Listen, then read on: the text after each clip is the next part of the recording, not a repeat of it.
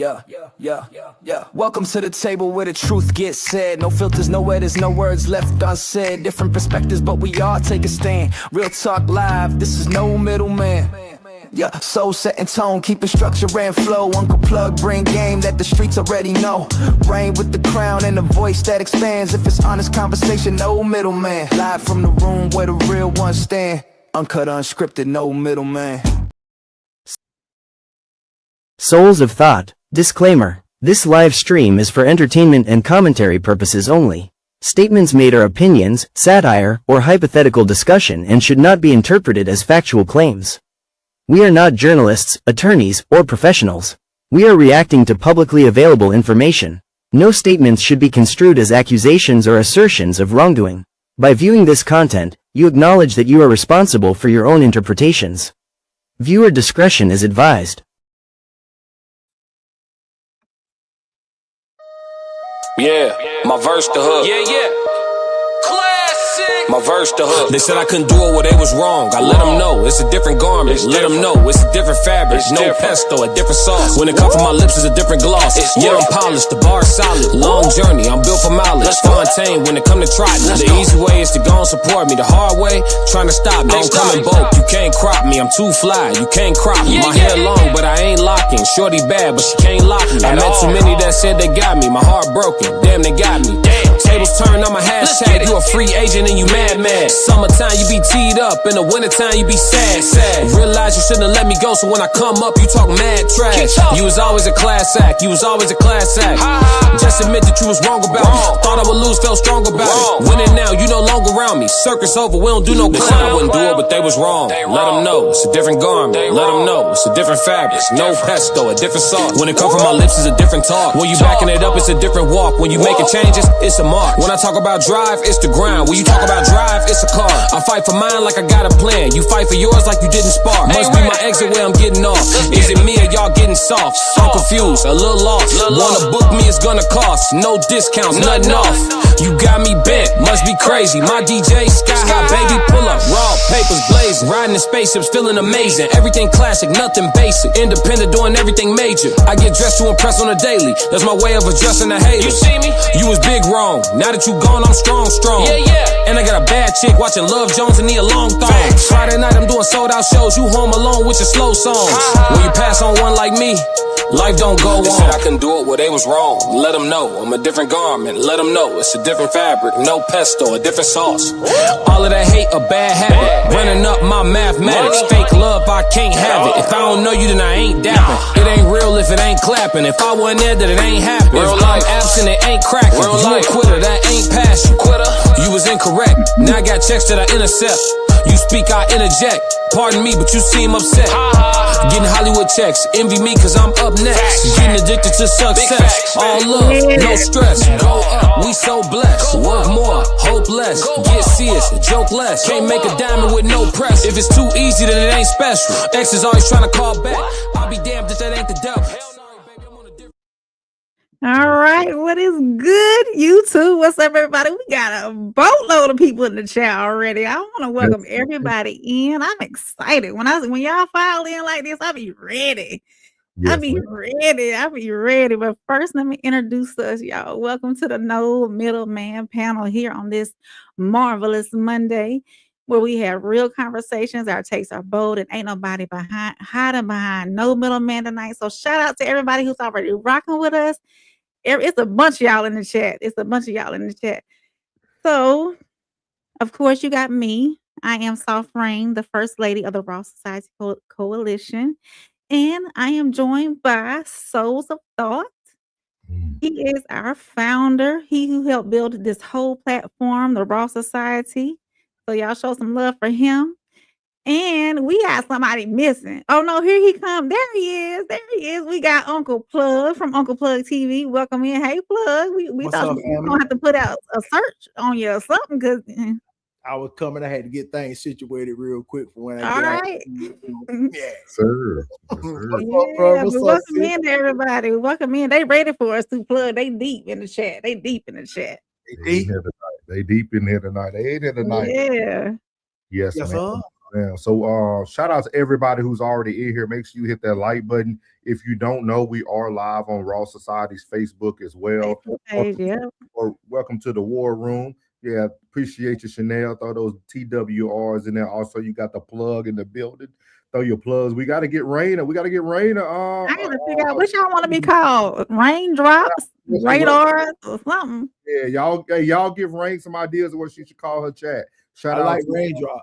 Yeah, Raindrop would be dope. Raindrops, yeah, yeah, And I like that too. In Too Deep, he don't miss. He don't miss. He don't Classic miss. does not miss. Did not miss on the beats or the songs at Mm-mm. all. Dog. Shout out to everybody here in the chat, man. He says CSR. What you got to break that down for us slow people. Yeah, break it down for us. CSR, yeah, conversation soft rain. Oh yeah, see it, yeah. That makes sense. That makes sense. Thank you, In Too Deep, for not overthinking it. I got you, big dog.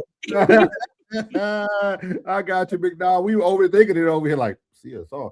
I mean, to be cute though, you know, the ladies for the ladies. She likes the umbrella.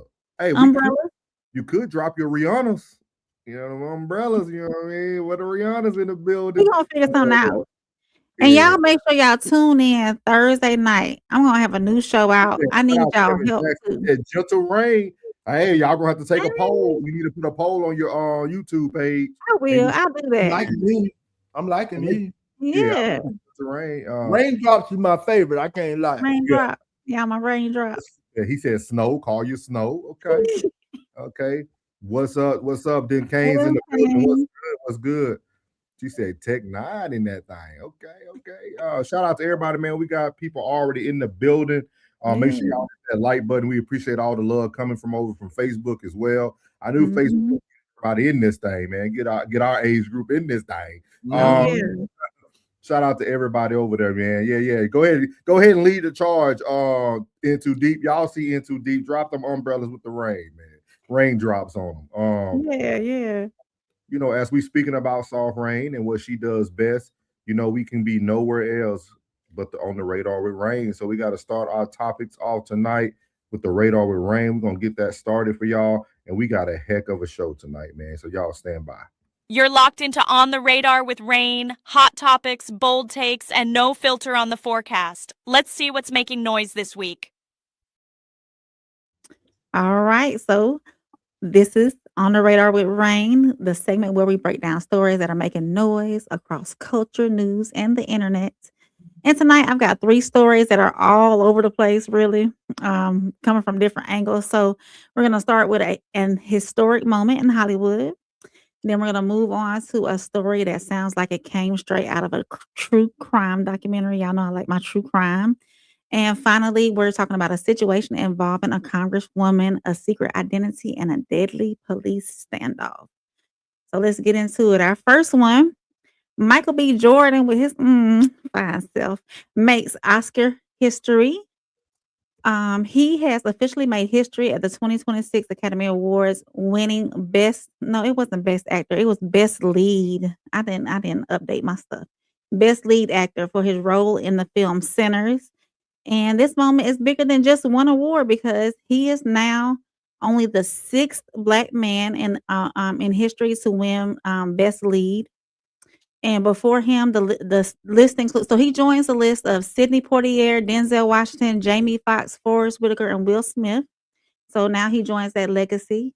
And during his acceptance speech, he took the time to acknowledge the actors who came before him, referring to them as men who paved the way for him to stand on that stage.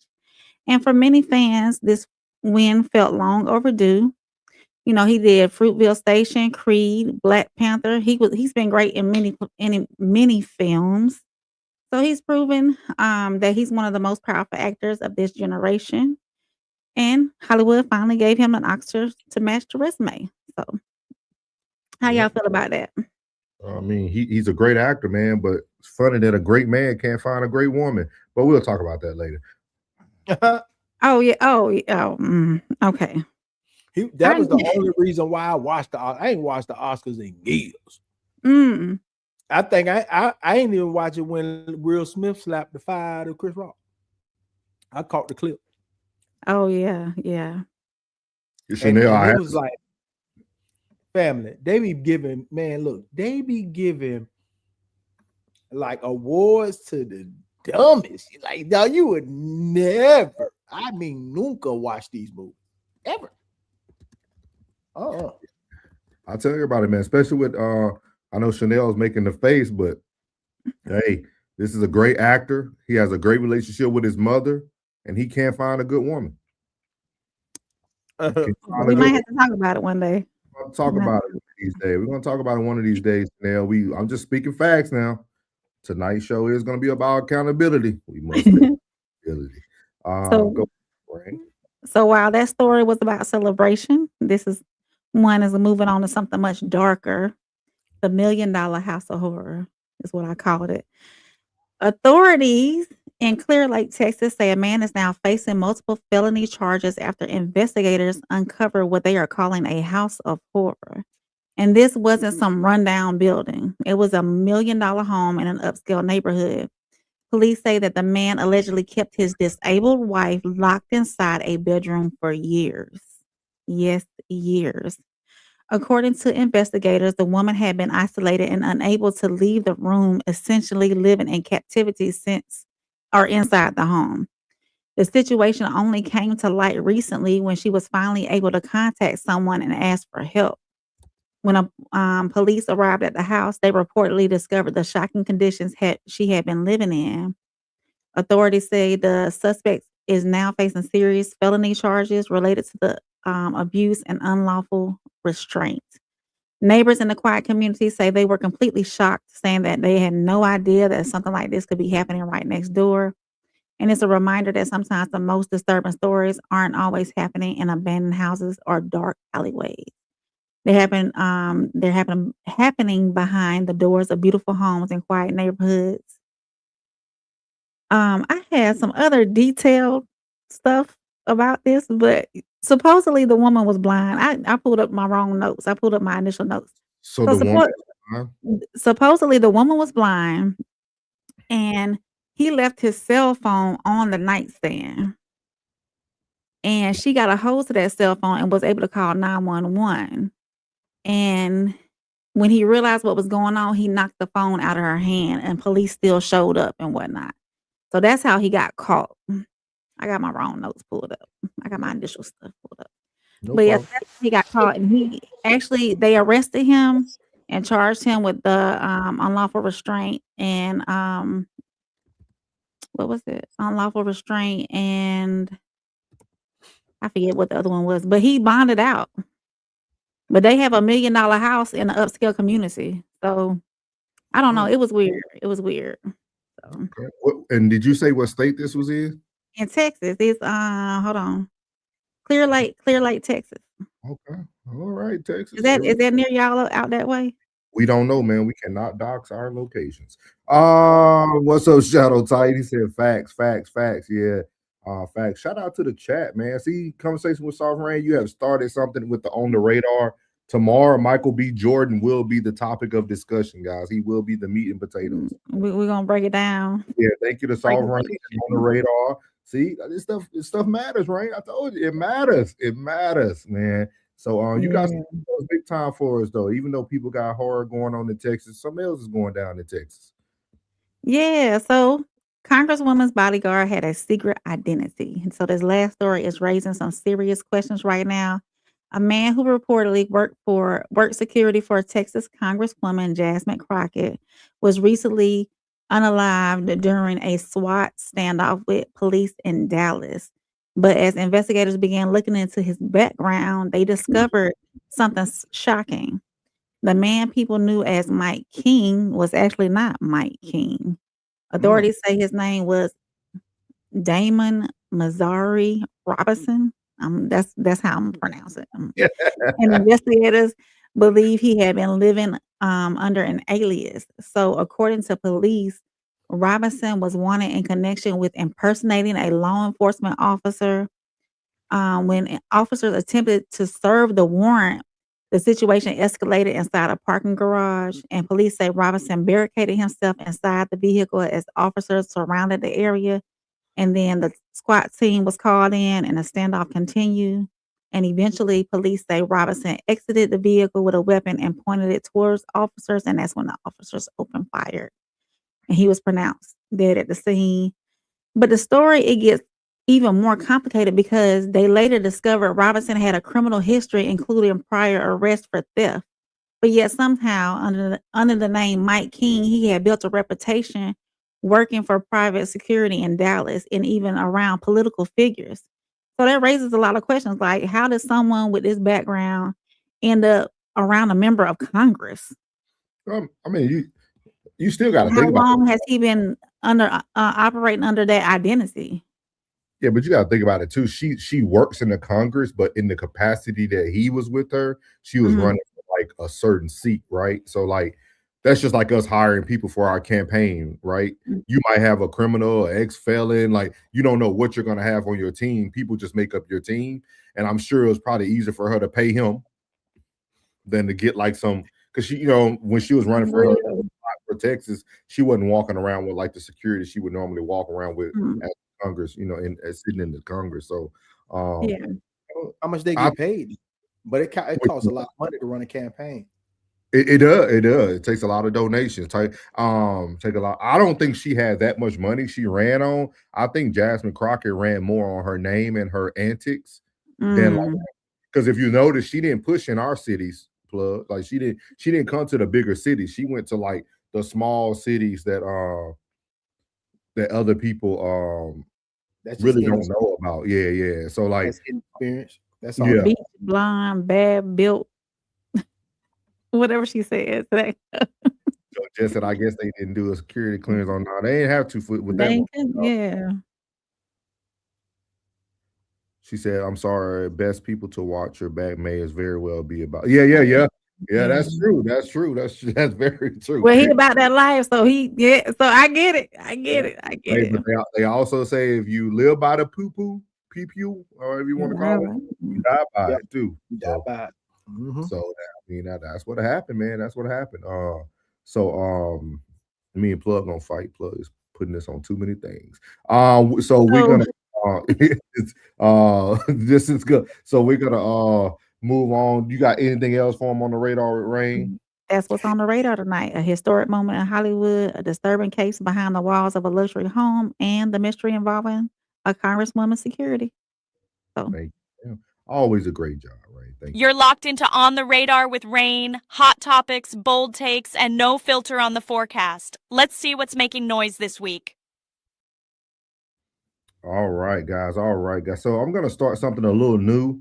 I'm going to start explaining to you guys the breakdown of the show.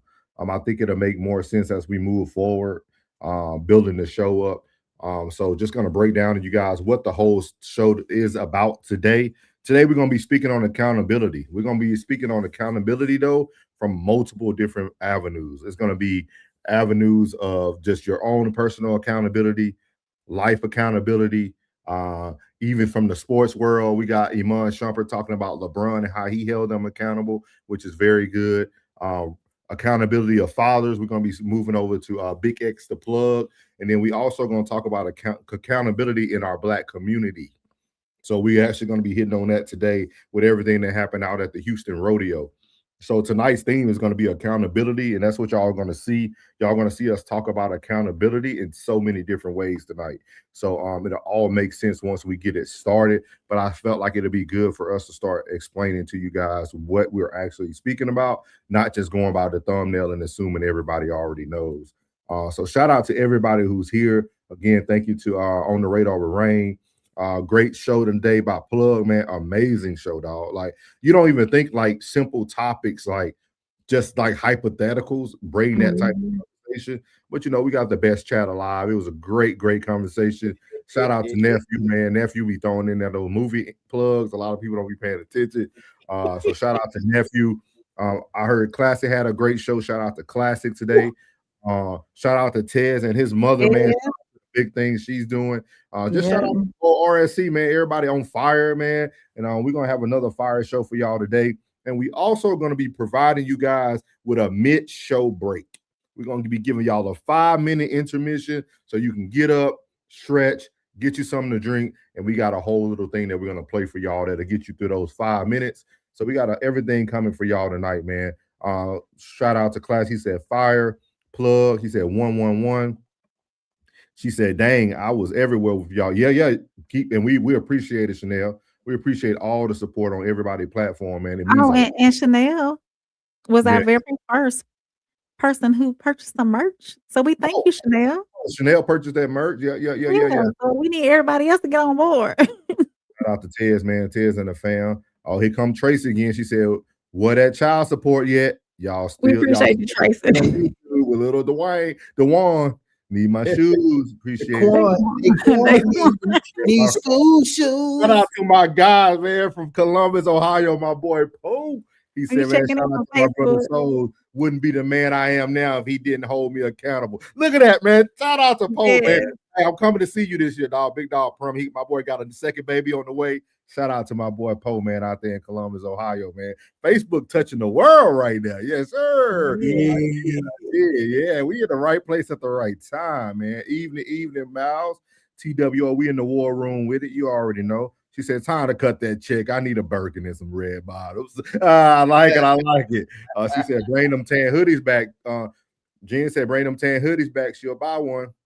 Yeah, it's been sold out, Jen, because it's the supplier. It's not us. It's the supplier. So I'll get back on there and see if I can roll with it again. If I can design something else, and I sure will. This is gonna be a great day. I feel it, man. We got people there. It's gonna be just a great day, man. Everybody content has been amazing, dog. Immaculate. Been a great day. What you got for us, Blood? And I got something great for you, bro. What's that? Bro, we got free urgent care over here. Free urgent care. I'm gonna put you on the spot. I got you, but you feel me? Hey, and I finally got my Texas driver license. There we go. Hey. Florida one, dude. Yeah, I got two of them, bro. Y'all can't stop me, man. Yeah. Shout out, man. So we're gonna start this thing tonight, man, with a decent icebreaker, man, for our boy Wallow. We're going to be talking about accountability, man. Why has accountability escaped us? So here we go, guys. Sometimes we just want to, but when you could be accountable and say, damn, I'm here because of me, that's everything. That's the greatest thing that's going to happen to you. It's painful, but once the battle and you stop battling, you're like, oh, all right, this is what it's about. I'm in life, and the place and the position that I'm in this part of my life is because of my actions and only mine. Everything opened up for you. The battle of accountability. I think a lot of people don't want to be accountable for their actions. A lot of us sometimes we just want to, but when you could be accountable and say, damn, I'm here because of me, that's everything. That's the greatest thing that's going to happen to you. It's painful, but once the battle and you stop battling, you're like, oh, all right, this is what it's about. I'm in life, and the place and the position that I'm in this part of my life is because of my actions and only mine. Everything opened up for you. The battle of accountability. So that's Wallow right there, giving us some real spiel on accountability and about opening up. I'm opening it up to my family tonight, man. Why do y'all feel accountability has escaped us? I ain't gonna say we. Y'all both looked and then started at the same time. Go ahead. Go ahead, Plugg. No, go, mama. Ladies first. Go ahead. So I think that people tend to, I'm not gonna say we, people tend to try to place the blame on others for what's going on in their life rather than take action and be like, yeah, that was my, I did that. I let that happen. Or I'm where I'm at because I didn't put in the work. It's easier for people to say, oh man, my job wouldn't let me take off, so I couldn't get this done, or I couldn't, it's always something blocking you from, you're making it out, instead of you taking the initiative to get it done, it's always an excuse. And instead of making all these excuses and putting those excuses towards other people or other things and other people or other events, oh, it was raining today, so I couldn't work out. Okay, so what you gonna do in the house? So it's accountability is everywhere, Oh, I was late for work. Okay, so you should have got up earlier and got up out, it was you were the reason you were late for work. There's nothing else happening. So you got to take an account to, are you gonna say, hey, yes, this is my fault that I'm in the situation I'm in, or are you gonna keep putting blame on everything else, either an event, time, or whatever, or someone else? So we gotta look at it like, okay, what could I have done differently to prevent this from happening and move forward? That's where I'm at with it.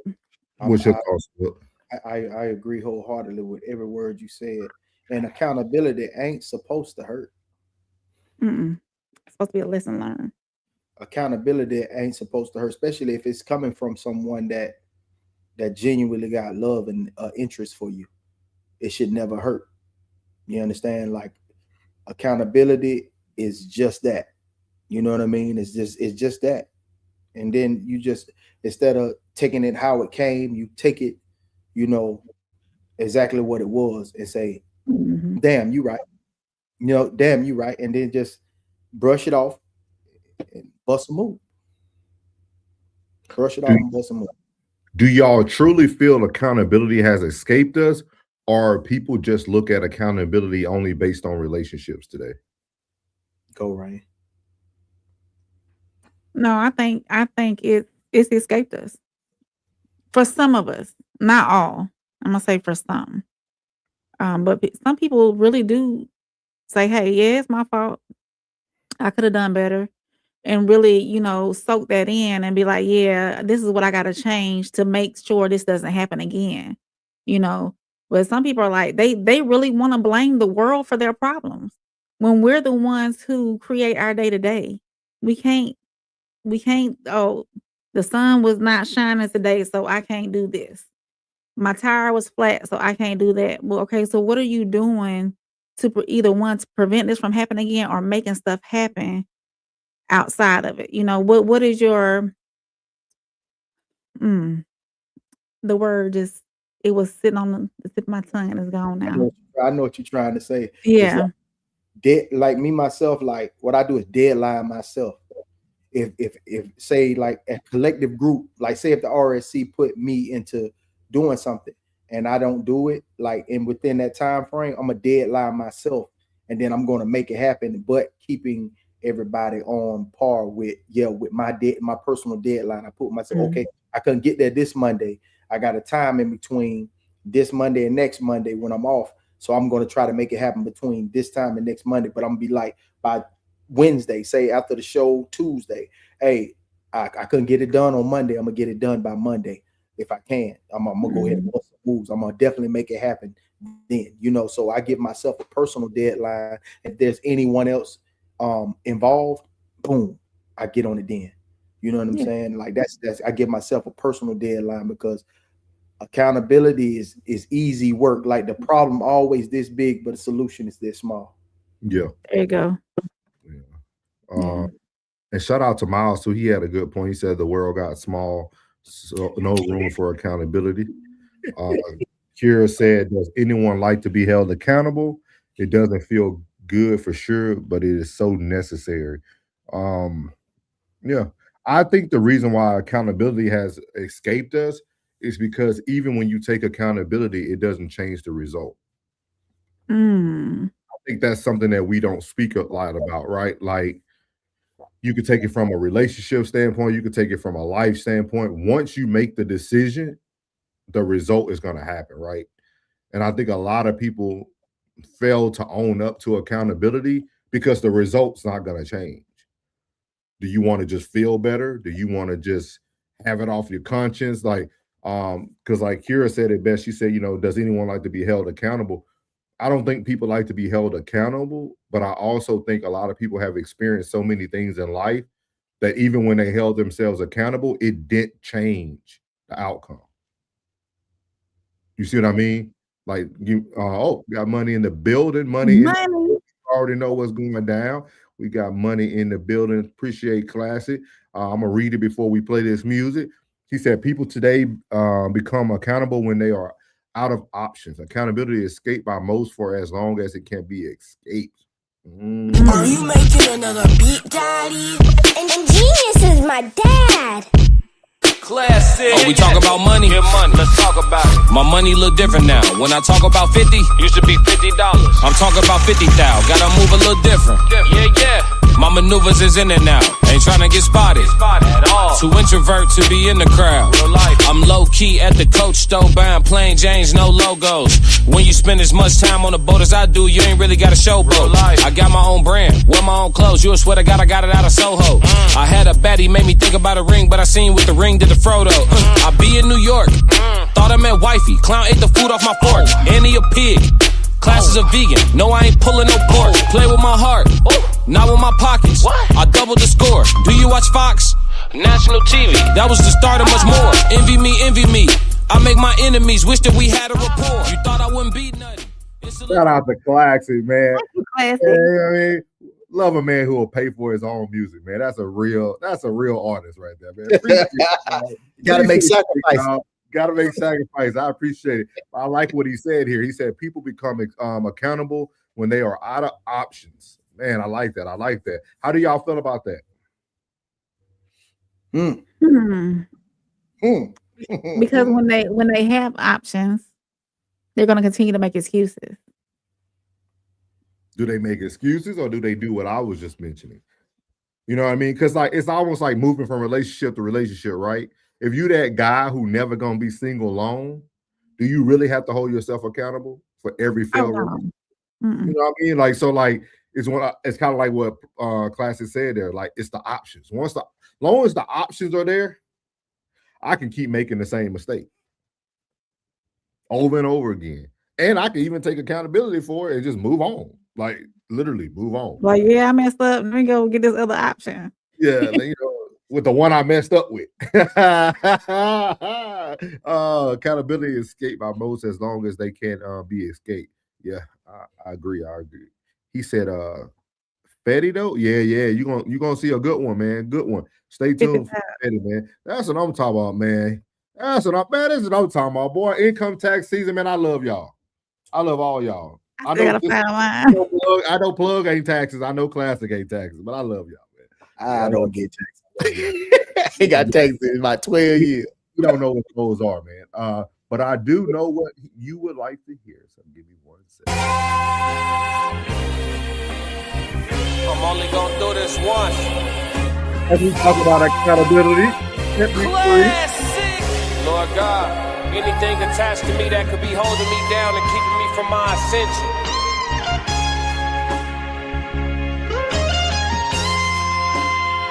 I pray that you detach that from me, so I can fly. They think ill about me, they still around me. Lord God, please set me free.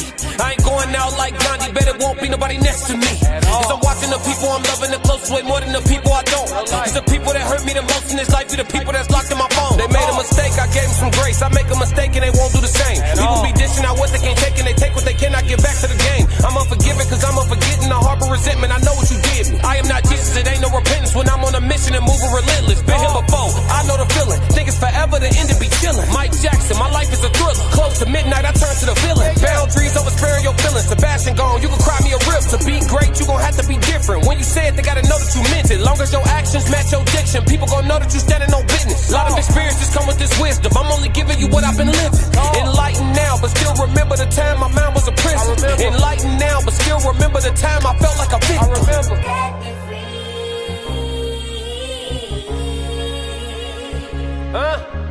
Enlightened now, but still remember the time I felt like a victim.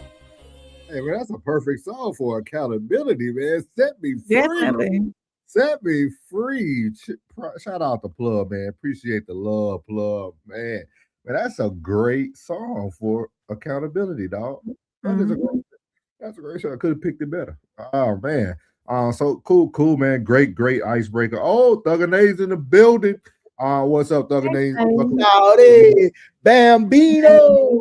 Yeah, welcome to the War Room. Great Bambino. Welcome to the War Room, man. Appreciate all y'all coming in, man. The love is not what's the word I'm looking for? Not taken for granted. It's not taken for granted, man. It's not taken for granted. So we're gonna move on, man. Great icebreaker for the night. Again, guys, we are speaking on accountability. We're gonna be moving over to the $1 million worth of game, man. Fetty Wap got out the pen, and the boy dropping gems, man. He's dropping gems. I think Plugg is gonna really love what is about to be said. This segment is really for Plugg. I think once he hear it, he's gonna set his ear on it. He's gonna set in on it. Thug and they say, I'm still at work, but I'm here. Appreciate you. Make that money. Don't never stop the bag. Don't never stop the bag. Even when you get rich, don't ever stop the bag. Keep the bag coming. We talked about that earlier today. Yeah. Yeah. The prices go doesn't mean you go home. hey. So shout out again, man. Y'all make sure y'all catch Uncle Plugg TV. Great show tonight. So we talking about here. We're gonna be moving on to our first topic of the night, man. Fetty Wap. He took accountability and set himself up for his downfall. I know that sounds crazy, but Fetty Wap is gonna walk us through how he already took accountability from the street life he was living, but set himself up in the midst of knowing he was gonna fall. So let's shout out to $1 million worth of game and the good old Fetty Wap for this great content. So here we go. They put them platinum bracelets on your wrist. Yeah. You know you're going down. Yeah, you got to sit down. How did you feel being a father, knowing you was going to be you got success, but then you got fatherhood, you got all these things mixed up, all these responsibilities, all these people counting on you. What was the feeling? What was going through your mind when they put them shackles on you? You knew you was going for a minute. Yeah, as soon as they grabbed me, I looked around, said, all right, it's time.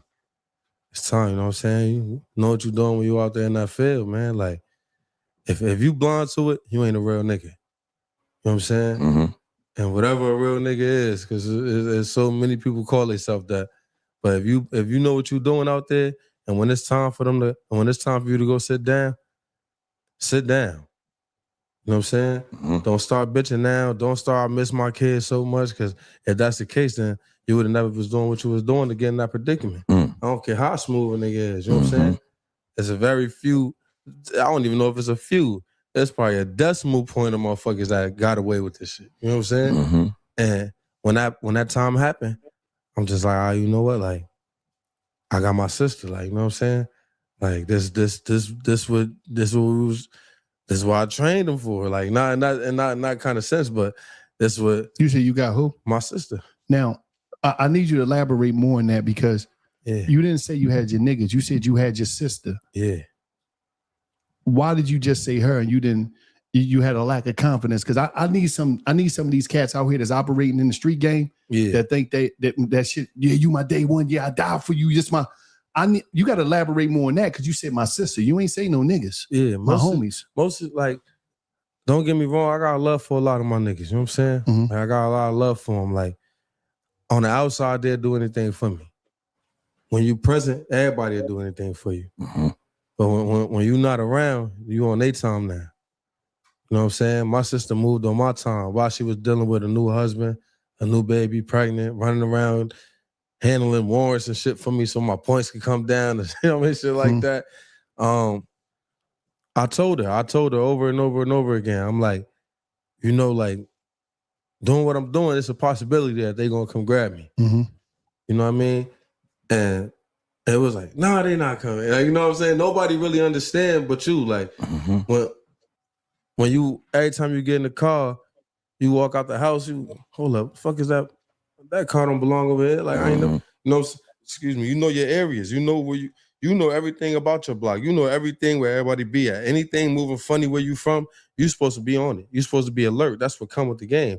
If you not prepared for that, you know what I'm saying? You're a lost soul out here. You know what I mean? So when it happened, at first the tears, everybody had the tears, and then it was right in the action. And the first person in the action was my sister. It's deep when you say that. So, man, I thought this was one of the most amazing first 5 minutes of an interview I ever heard, dog. Like, literally 5 minutes into it, dog. And my boy Fetty Wap took accountability for his downfall. He took accountability for every action. He knew that every action has an opposite and equal attraction, man. So I think, Plugg, I think this is perfect for you, because you do your story time for everybody on Sundays. I think this is something that you can probably talk to more people about, but I want to hear what you feel about Fetty Wap taking accountability for himself, even though he know he had a downfall coming on the back end, man. This is the ultimate taking accountability.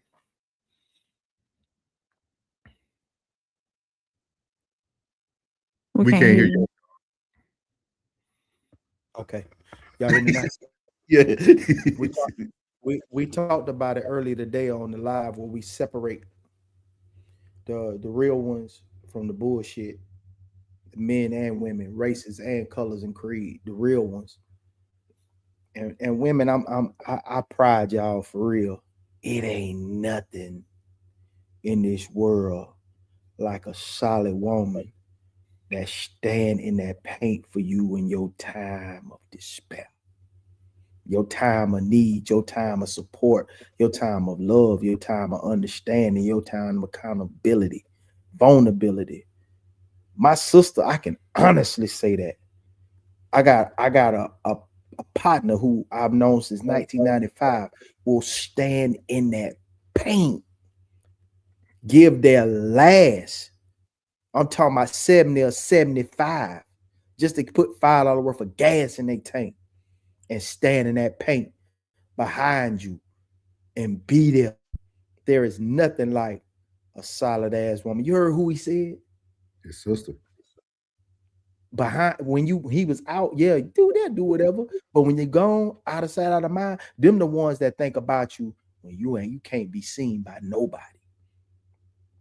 When you in the cave, when you in the closet, when you under the bed, you in the dog. Women, boy, them stand up women, man. Them stand up women. I hate when cats be talking about them the real ones like that. Them BS ones, I don't even care about them. But the real ones, them stand up ones, Lord have mercy. My sister held down 15 years. Oh, can you do that? Men, I ask you a question. Can you do that? It sounds good. You might show up once a month with $100 drop off, something like that, a little care package. You know what I mean? Then back to your normal day. But the woman that think about the intricate things, think about your toiletries, your soaps, your toilet tissues, your toothpaste and toothbrush and flossing. You know what I'm saying? Deodorant. Shampoo, conditioner. You know what I'm saying? So, like what Chanel was talking about, the blue magic. Yeah. Those things, the intricate things, the forks and the spoons that's hung up on your kitchen wall. Let them be missing and watch your kitchen be butt naked. Was good. I not this. So I'm gonna come. I got one more question for you, Plum. I'm gonna come back to you.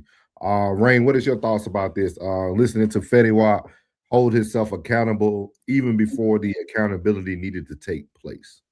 Well, he knew what was up. When you stay ready, you ain't got to get ready. So he knew it was up. He knew his time was coming eventually. He had things in place already. He knew the person that he could count on while he was in there, so he had everything set up, and he did. He took accountability. He said, I know it's coming. Just waiting on it to come, and I know what I did. I know I got to go away for a little while.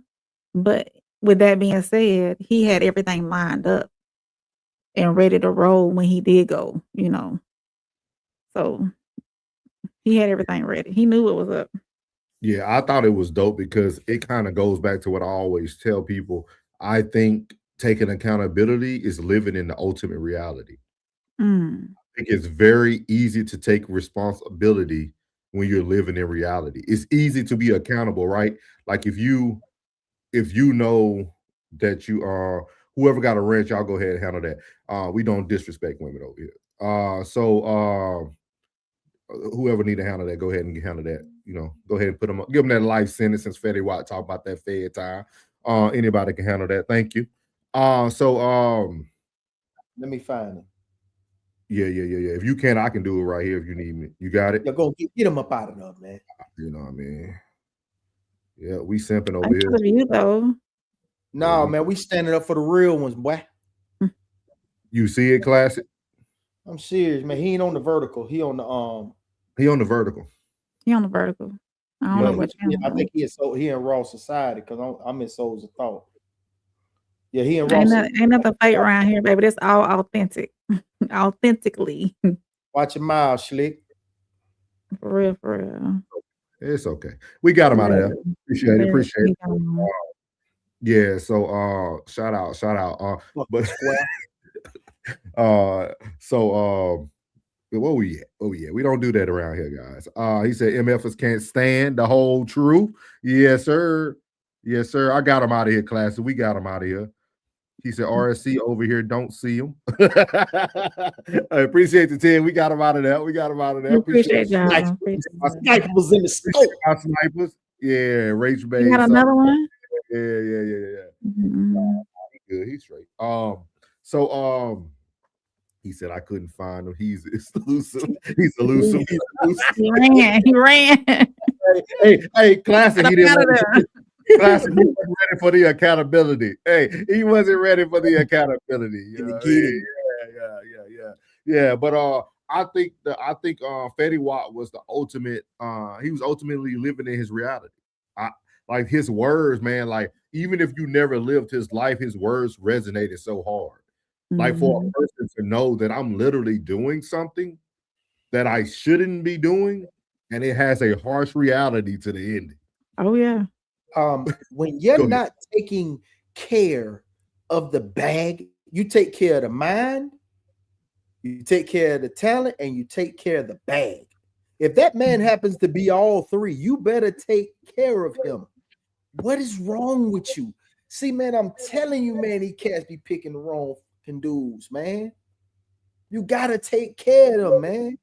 Come on, but you man. know who I really thought about when I heard this? I thought about Classic. Because Classic always says something like, oh man, like Classic, I'm gonna say it wrong, but he always says kind of like, you got to know who's who, right? Mm-hmm. And when you listen to Fetty had no anger or like he had nothing on his boys, right? He didn't even hold them accountable. He even said it. No, man, they cool too, but like I knew my sister, like living in that reality, it didn't even shake him up. Most guys would have went to their side story about the nigga that didn't hold them down and who didn't come.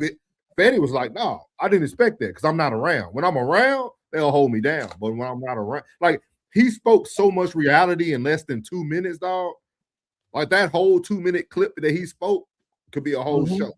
Because that reality that he spoke was so real. Like to know where you are, man, to be standing present. Because longer in the interview, he said when he got to prison, all the niggas thought he was rich. Because everybody know Fetty Wap for it. Yeah, man, like his music, you know what I mean? Like, but he's like, oh, like, man, I got that money. That was it. Like that was nothing. You know what I mean? like that's he was making. That's an OG. That's an OG. Yeah. Like, hey, bro, I'm telling you right now. Like somebody letting him know, like he might have ran. He was in the Fed, so he probably ran into somebody who was a big dope boy. Yeah, you know what I'm saying, or embezzler of money, a lot of money. You know what I'm saying? That Fed, you could run into anybody from any walk of life, from white collar to blue collar to street level. So when he was there, somebody had to put life in perspective for him. Like, don't even expect that from him. They ain't even just like what I just said. Those are things that you realize once you behind that wall. Yeah, you know what I'm saying? Like you realize that behind that wall, it comes to everything when you got time to sit in solitude and think. Like what we always talk about, me, you, Classic, you know, Tez. When we sit in solitude, you get a time to think and put things in perspective, and you know that a man is not built like that. Yeah. By your side, ride till the wheels fall off, the hooves, the horseshoes come off the hooves. You know what I mean? But out of mind, out of sight, out of mind, super fast because you got other to provide for. Yeah. I can't think about you. I got to think about those. I like how he said, man, when you go do it, man, go sit down. Like, see, I got to live this firsthand. Like my brother-in-law, I ain't gonna say his name to spread his bit, but I got to see this firsthand. Like my brother-in-law was on the run, everything. Like he set my sister up with money. Like he did it all. Like he knew when he get caught, he was sitting down. Like it was no secret about it. He knew. Mm-hmm. Hey. And no matter how much money he would have left her or gave her, you can't buy that kind of loyalty. Because anybody can get that bag and be like, yeah. Mm-hmm. It's like a movie. It's like a movie, man. I tell people, man, when you live it and you seen other people live it, dog. That's why I said, like classes put it perfect. Like, when the dose is potent, you need that 2 minutes. Dog, yeah, it's so much, man. I was like, God, Lee, dog. This dude went from the reality he's sitting in, setting up my success where I could sit down. And then also not setting myself up for failure, thinking that other people are going to be responsible for my downfall. Like that right there, dog. You know how many people we can save in the world with that thought process? That mindset, yeah. Because you can't do your time like that. Oh, I swear to God, you can't do your time like that. You need to do you got to do a reaction to that, dog. Like you need to that day. Yeah, that I actually, when I seen it, I didn't want to watch it yet. You know what I mean? Because it take me a couple of days to get over my story time. Yeah. You know what I'm saying? Because I told you, like, it's like being mad at somebody who's completely changed their life. You wasting your time. Yeah. They ain't even that human anymore. They ain't even in that mindset anymore. You wasting your time. That's a whole new being, bro. Like, for real, bro. To change your mind is to change your whole thing. Like, not just the aesthetics, it's everything. When they say change people, places, and things, no, when you change your mind, man. I never do never say never. I never do nothing like that again. To put myself in a position like that, I'd rather be $10 out here than 100 stacks in there. Yeah. See, got me. Great, man. Shout out to Fetty, man. We got a question from our boy Classic, man. He said, "Why do people play with their freedom for money?" Real question. When y'all were broke and free, was it that effing bad? I never been locked up, so I can't speak on it. Go ahead, Plugg. I can definitely answer that, bro. Let me tell you something. Most of the cats you see playing in the streets are dumb. I'm talking about absolutely nothing to think with whatsoever. You're giving them way too much credit. When I tell you, when you have a creative mind and an immaculate hustle, let me tell you something. When you put a creative mind and immaculate hustle on something like that, bro, the things you come up with, bro, to like almost change the game, like in your mind, bro, it's too fucking easy. It's like going to sometimes, bro, I'm telling you, while you're in the middle of that hustle, when you're building that hustle and you're under the radar, but you're still getting to it, it's like stepping to the crap table with a loaded dice. I told you, man, like, I know most folks have never smoked crack before, but you know what a crackhead told me before? Smoking crack is like eating your favorite meal every day, and it tastes great every day, and you come back for it every day. And that's how that hustle is. It's an addiction.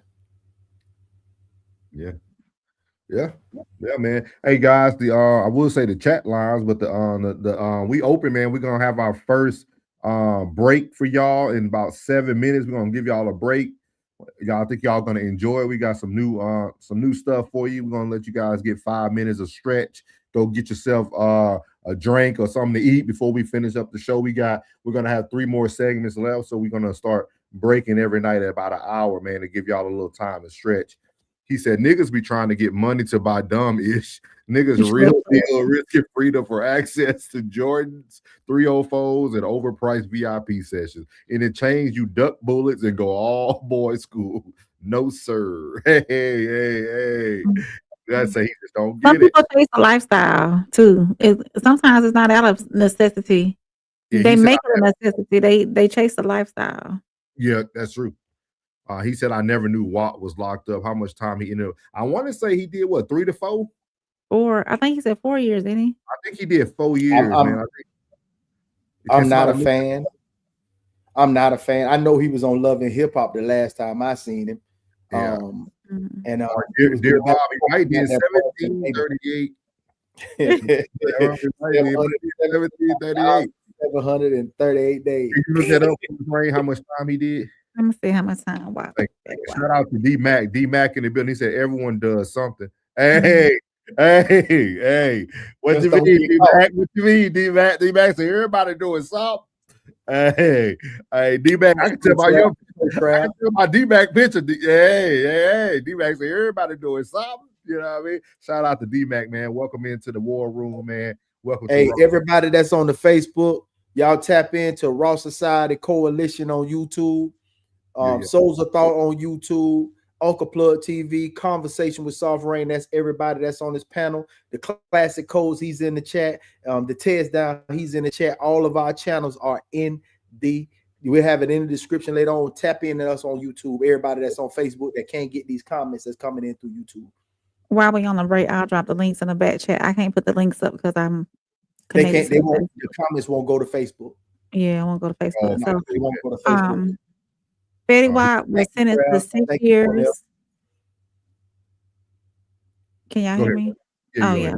He was originally sentenced to 6 years in feds on May the 24th, 2023, following a guilty plea to conspiracy to distribute and possess controlled substances. So he served his time in Minnesota and was released on January 8th, 2026.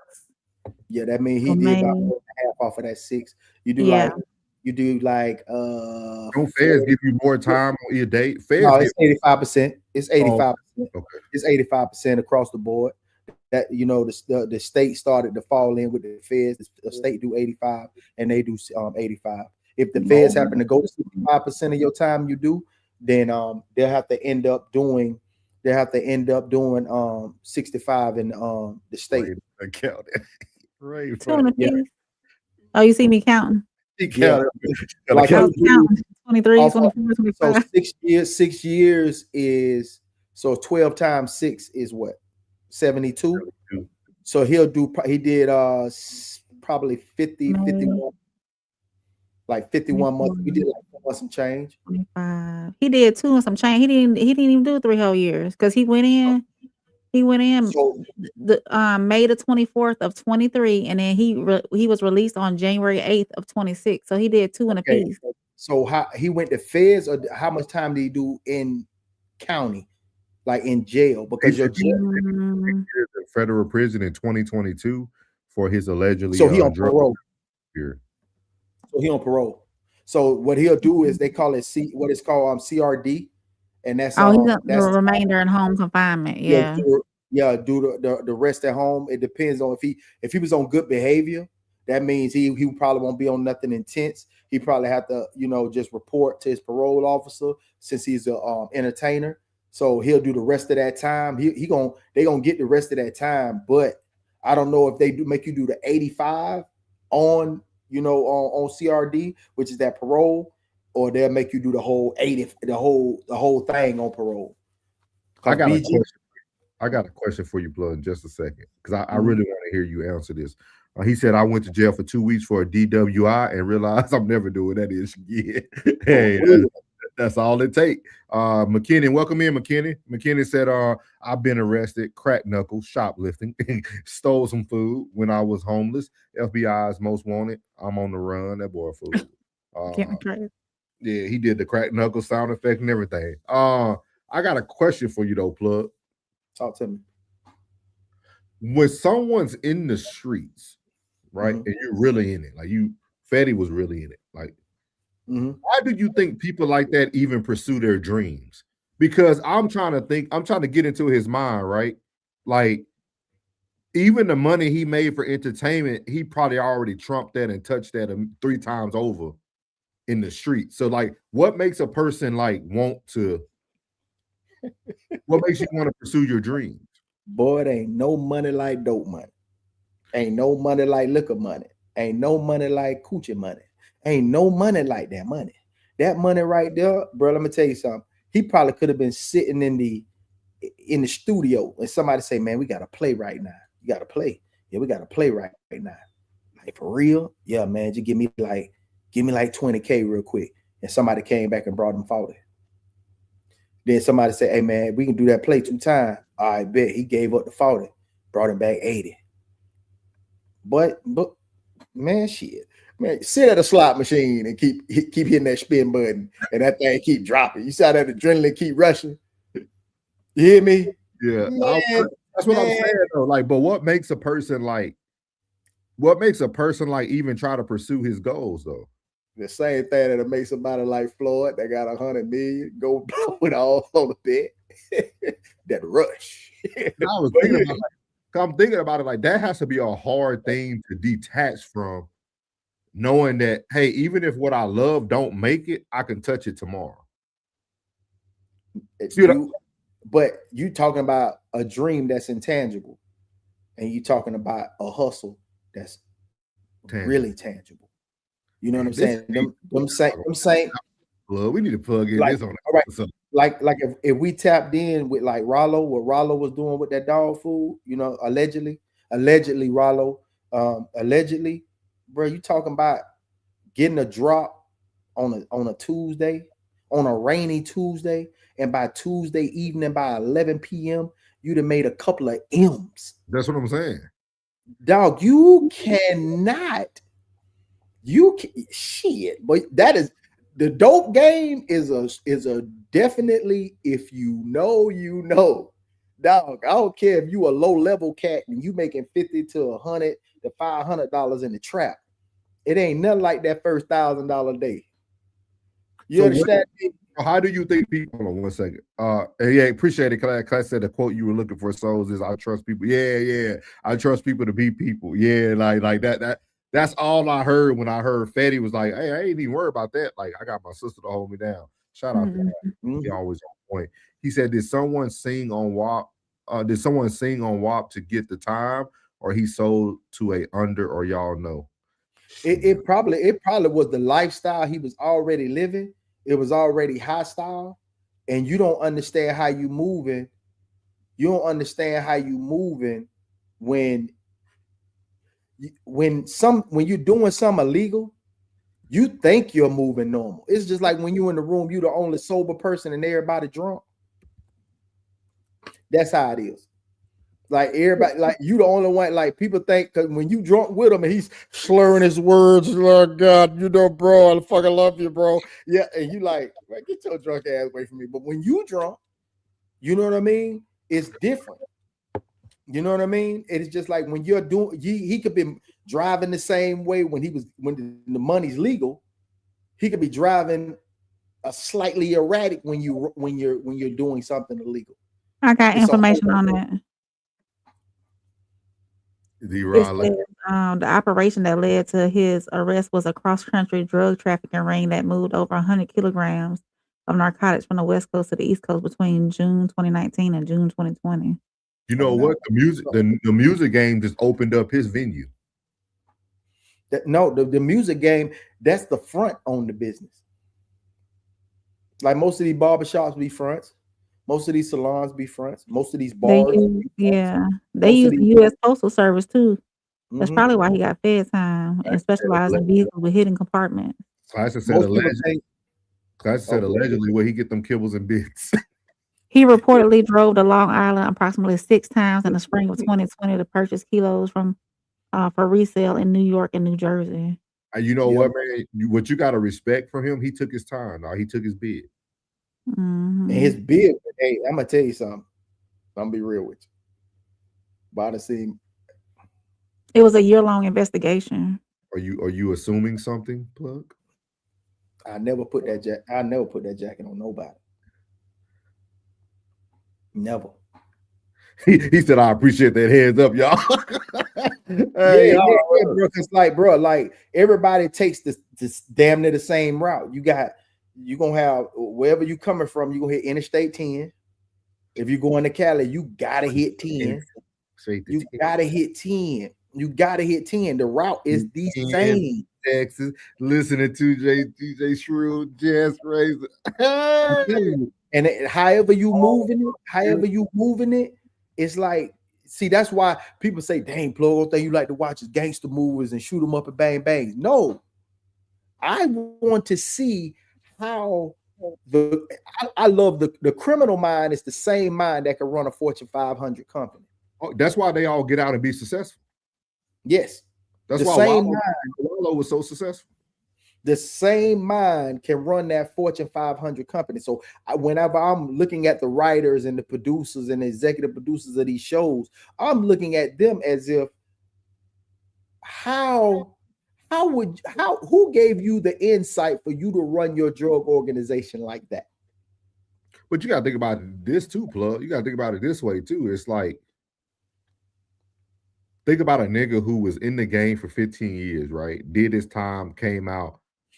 For a person who had a high for 15, you telling me now I could be myself and show you who I am for the next 30? Oh, yeah. That's the best freedom. Yes, you see what I mean? Like Wallow had no shame.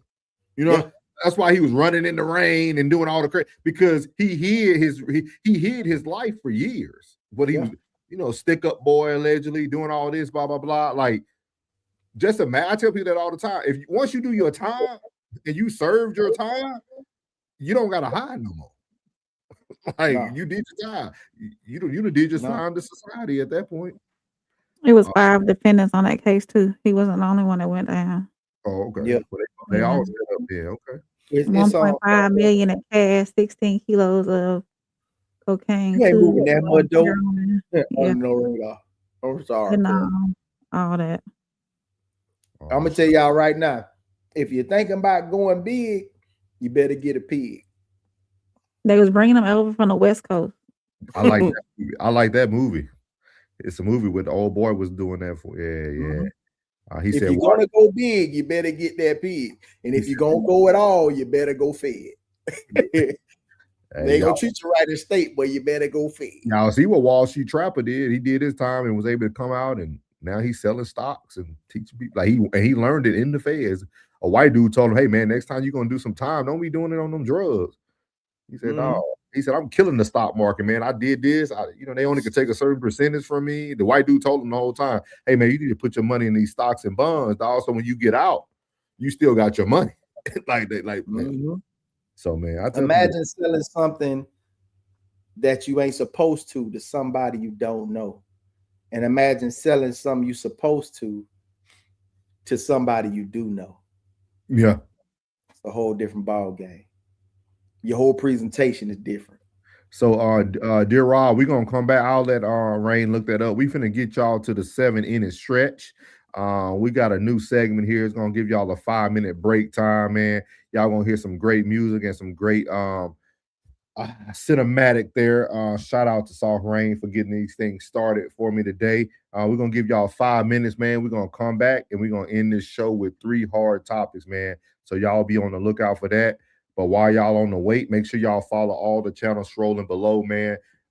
Tears Down, the Classic Codes, the Raw Society, Conversation with Soft Rain, Uncle Plugg TV, and myself, Souls of Thought. So we'll be right back, guys. Yeah, my verse the hook. Yeah.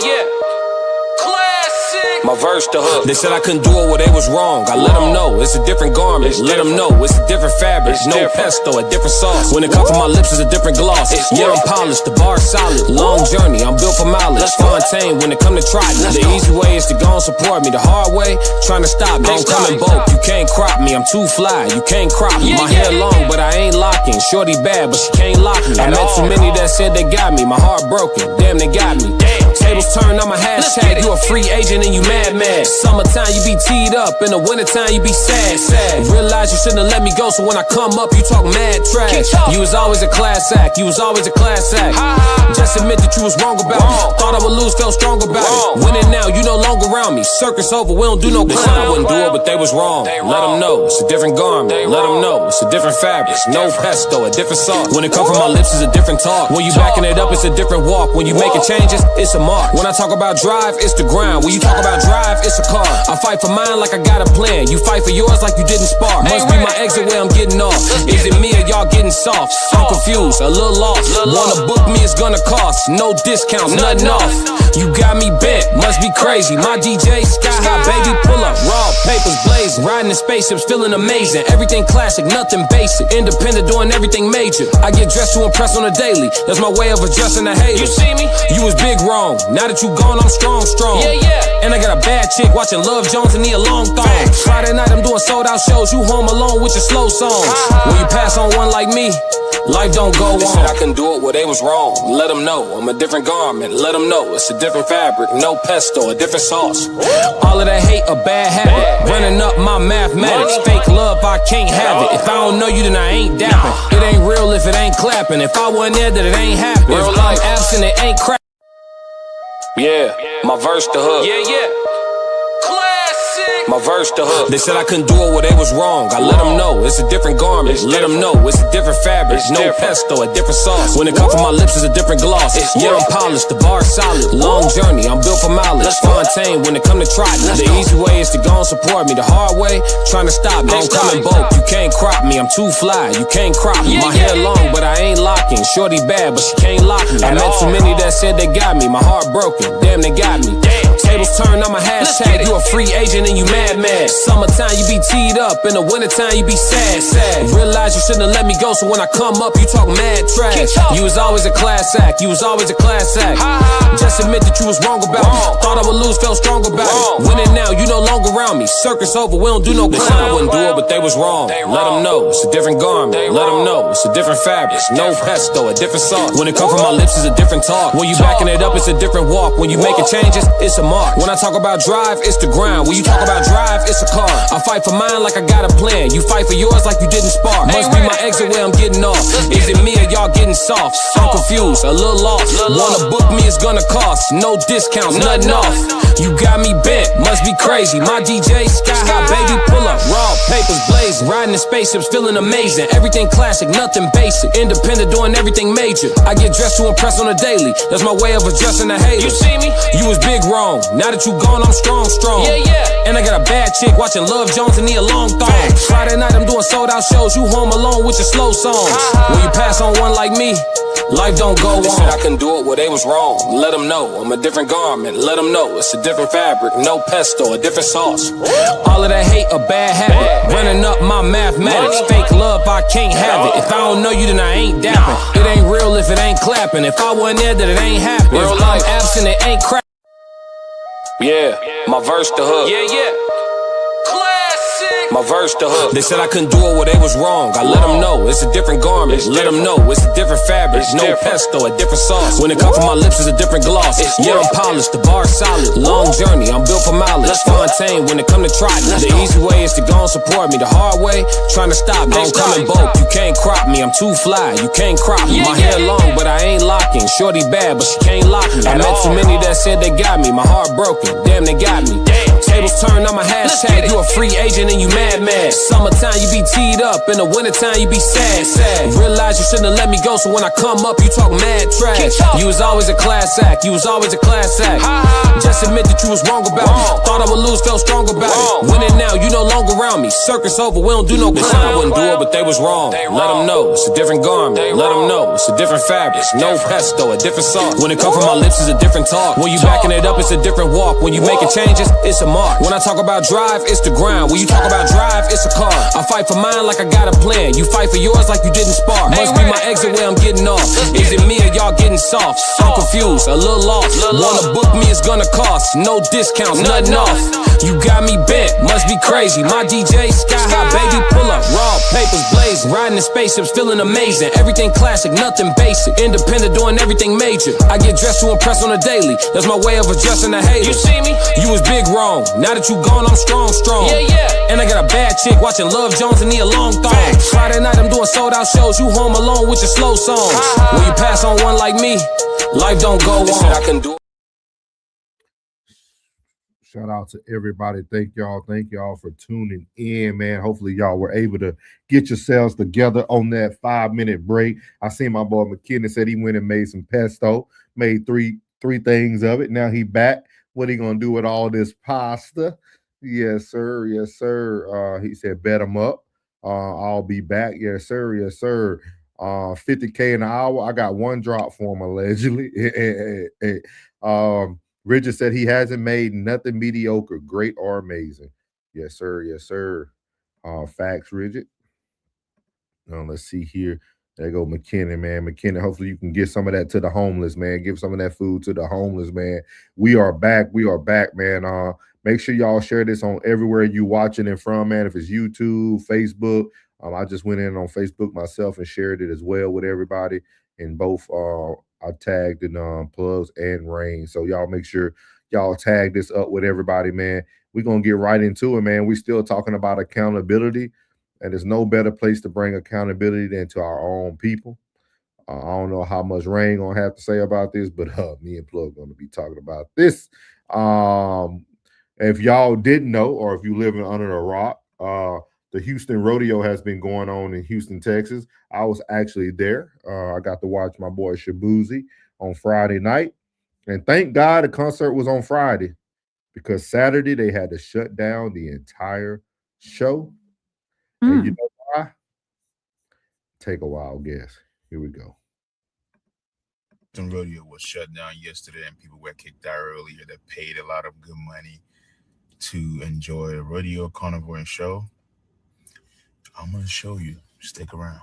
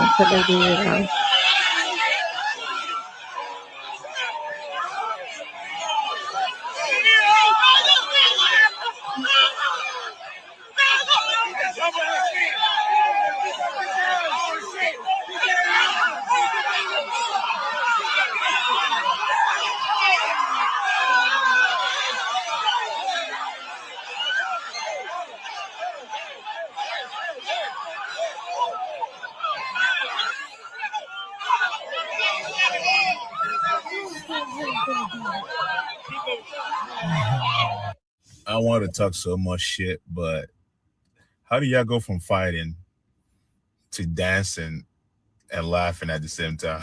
I can make this up, but this is a trash behavior.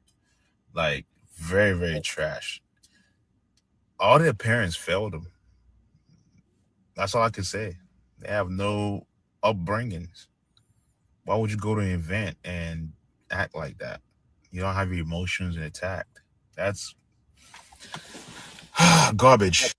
If you were wondering why the Houston Rodeo was shut down yesterday and people were kicked out earlier that paid a lot of good money to enjoy a rodeo, carnival, and show, I'm going to show you. Stick around.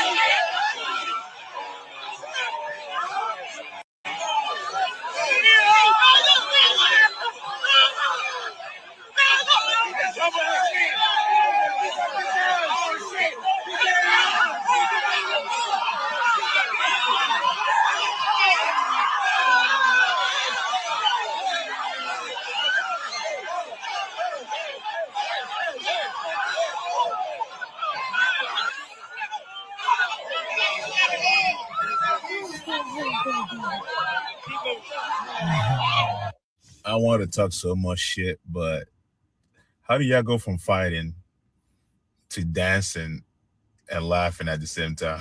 I can make this up, but this is a trash behavior. So as you have it there, man, that's the Houston Finest PD.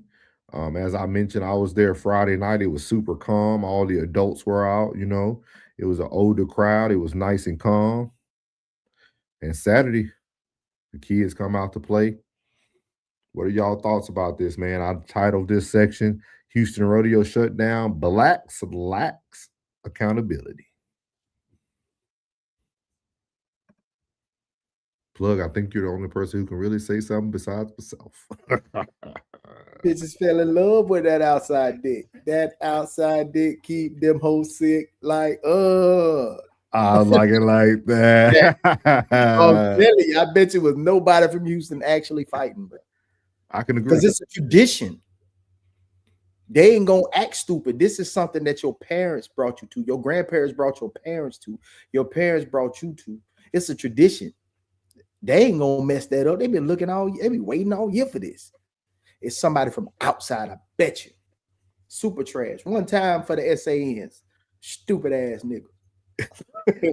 And this is what Chanel ain't here with us, but this is what I told Chanel we'll be talking about today, because she was speaking on Plugg's show today and asking about, why can't black people just invest in each other? And I said, I'm going to show you why. This is why. As a society, we continue to set ourselves back, because it's very interesting to me. Shout out to Rain for doing Radar with Rain. Jasmine Crockett was a huge advocate for black folks throughout her time in Congress. She spoke heavily for black people. And these are the things that we continue to have to battle in the midst of what's going on in the real world. Think about that. Like, in the midst of the real world, some people struggling with gas prices, some people struggling with their loved ones overseas right now in the war. They didn't say they were, with Trump lied to us and say we weren't going to have war, but we're in war. So I got to hold them accountable for that. So you got people battling for stuff like that. But then you got these kids out here who can't just come out to a location and have a decent time. I just don't understand it. I just don't understand it. I said there are so many cool spots within America to move to, but you have to gatekeep. hey, Classic, you got to give me your guess. Watch this contradiction. Go next. I ain't gonna say you double talk. I'm gonna say that's a contradiction. He said white people fight and get hurt at them raves and overdose as well. We ain't gonna keep it black. They do. They do. But we can't compare. It's just like how black women don't want white people compare. We can't compare. When there was a fight in Lake Wales, Winter Haven. I'm sorry, in Winter Haven. It was a big brawl. I think I sent it to you. It was a big brawl. They fought by a lake. How did you contradict? Okay. You said you have to gatekeep. So you recognizing that the ones you need to gatekeep from is the fucking problem. And I'm pretty sure you're gatekeeper from the ones that look like you. I'm not, but I wasn't gonna drill it. I should have go somewhere else. See, those third world countries or those other foreign countries that if you steal something, they cut your hand off. See, jail and prison's been polarized by America the way they think it's cool to fall and go to jail until it's time to go to jail. You understand? See, if there was consequences like that's why I said, you hear me when I said, if we had a contract and the breach of contract was me, I get to blow your brains out in the middle of the street, allegedly. Then if there was consequences for these things, then most people wouldn't act a certain way. If everybody in that fight, if they said, okay, it was 15 of y'all fighting, we're going to bust that in half. We're going to say, we're going to put 8 to go free and 7, we're going to execute you right now in the middle of the street. And they had all the powers that be behind them say, you mean execute us? We're finna execute you right now in the middle of the street, right now for your behavior. Somebody's finna get executed. 7 of you are about to go right now. And then all of them got headshots, or got stoned, or something happened. If there was an on-site situation to happen, because I don't want to say what I want to say. An on-site situation that was to happen for your consequences, I bet they wouldn't do it no more. I bet they'll think twice about that. Because see, people in Texas know that it's open carry. So they thinking like, I would, but I ain't, because he might have a piece on him and I could die tonight. So they don't think that. It's just like, why y'all got open carry? You can brandish your weapon, wear it on your hip. Because if you think that someone may have it, you may act a little more accordingly. That's true. I'm trying to get some numbers for us too, so we can have a data conversation. Statistics. Yeah. So I pulled up the statistics. I shout out to Tez now. He said white folks have worse issues at venues that black folks. You get one at every big college game, football or basketball. Yeah, but we go viral. Classic said too many white folks make him way more uncomfortable than being around killers and weed smoke. Call it dysfunction, but it's true for me.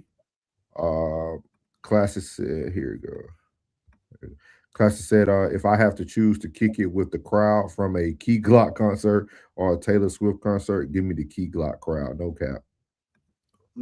That's your people. Jamal, shout out to Jamal. Jamal, welcome in. He said, true, and a lot of BS will stop, hold people accountable. Facts. It sounds harsh, but people do evil-ish. Yeah, shout out Jamal, man. Shout out Jamal. Yeah. So I'm looking at the stats right now, guys. These stats come from U.S. crime data for interracial violence and violence. It says most violent crimes happen within the same races.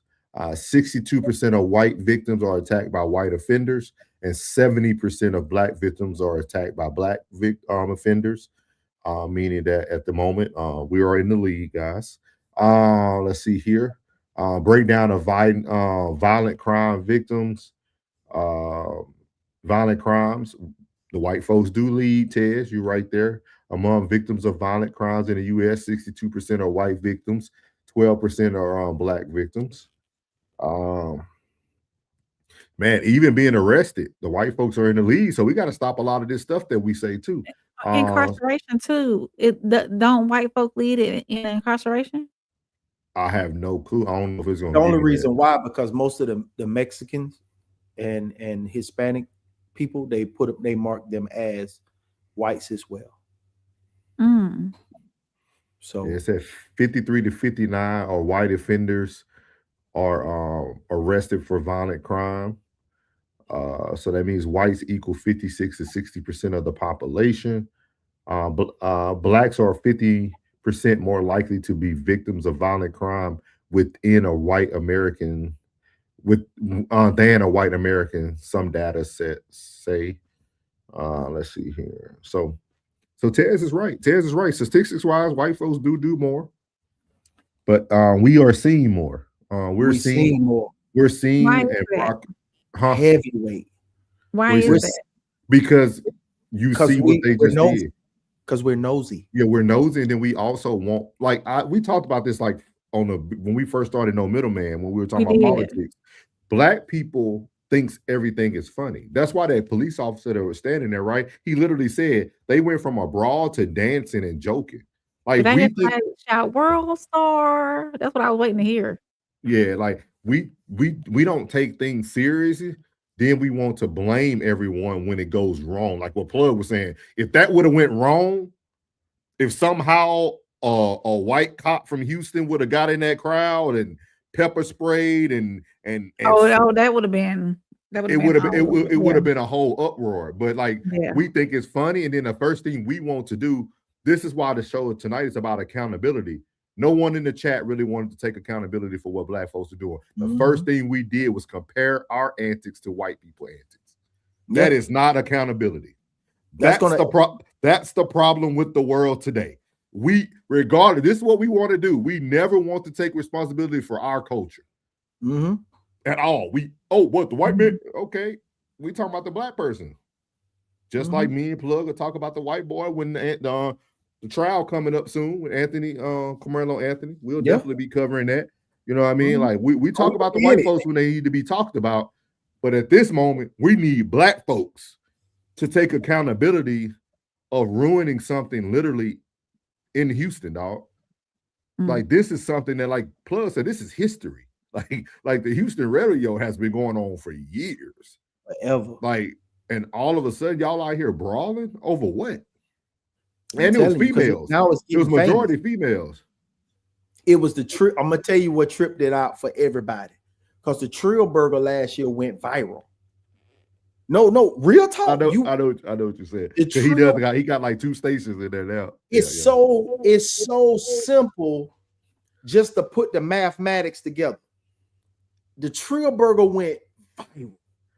And then outside of the Trill Burger going viral, Bun B was there last year. So with that connection of Bun B and the Trill Burger situation, and then everybody and they auntie and uncles are moving to Houston. Now everybody from every part got somebody in Houston. So when people got people there, they gonna want to pull up on their people.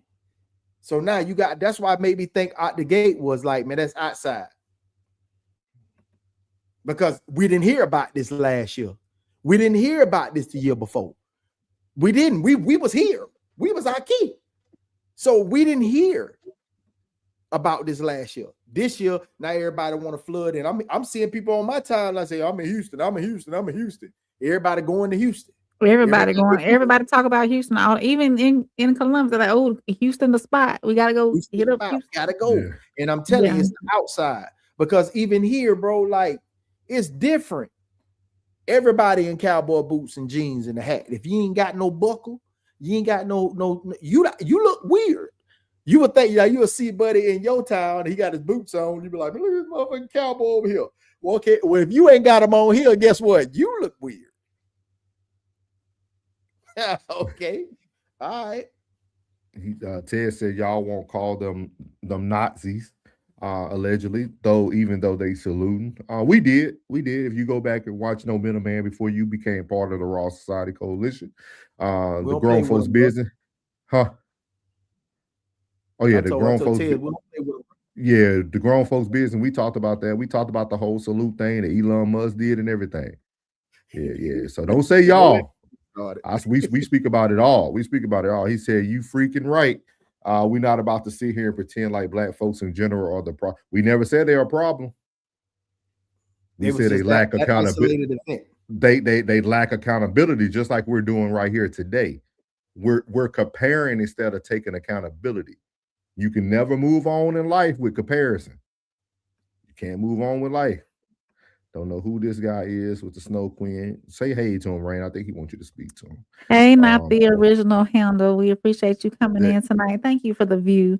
Make sure you like, subscribe to all of our channels. Check out the Raw Society Coalition. All our links are there.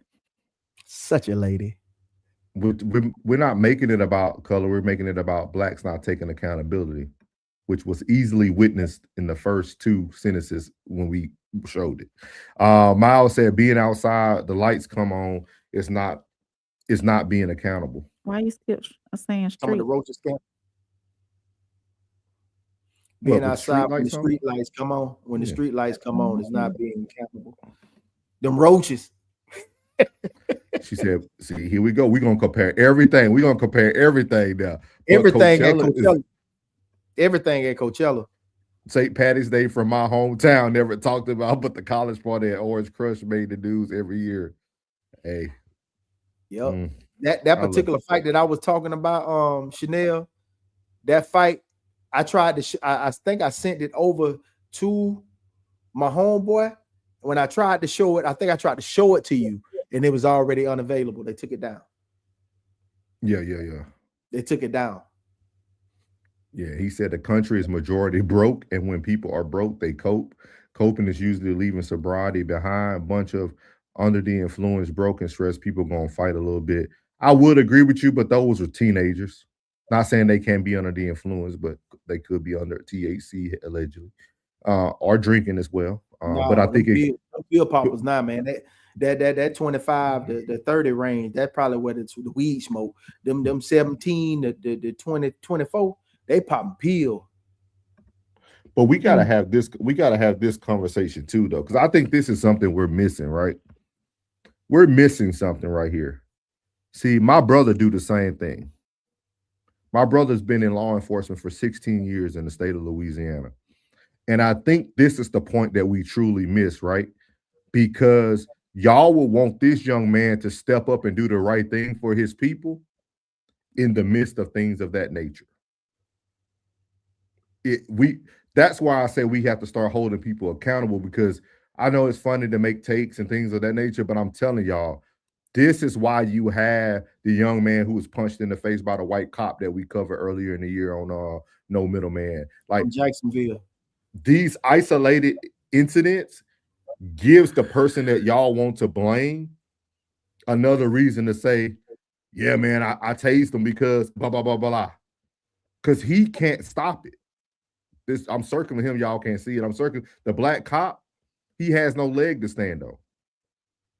And that's what I don't think we think about, because my brother talked to me about this all the time. He always talks about it's not him judging black folks, it's him understanding that black people, we push the blame, or we want to compare statistics, but we never change our actions. Like I said this before on No Middleman. We have all the answers to the test, but we still continue to fail the test. How long are you going to fail the test and everybody's going to be on this struggle bus of comparison? We know we can't do what they do. Just like Fetty told us at the beginning, you do the time, I'm sitting down. I'm sitting down. He said, run the tape back. That was definitely made to be about color. Oh, man. He said, hold myself accountable. All right, sucker free. Appreciate you. He said there's 75 white riots every year. You might get 3 or 4. Yeah. Tez, we know the numbers, dog. I gave the numbers. We already know whites lead. I gave the statistics. I said Tez was right from after the first thing. You was right. He said, I'm covering white people acting a fool all day tomorrow. Do that, big dog. Do that. That'll be good. Do that so I can talk on it, classic, for real, for real. He said classic codes. Here you go. He said we're reviewing the tape of the Montgomery brawl. Yeah, we did that anniversary. We did that anniversary last year on No Middleman. We did that. Yeah. Classic. Hey, it's equal opportunity, baby. Yeah, don't forget the one in Cleveland. Yeah, we did that one too. The Cleveland one with the white man getting jumped outside. We did it one in Indianapolis. We did that one too.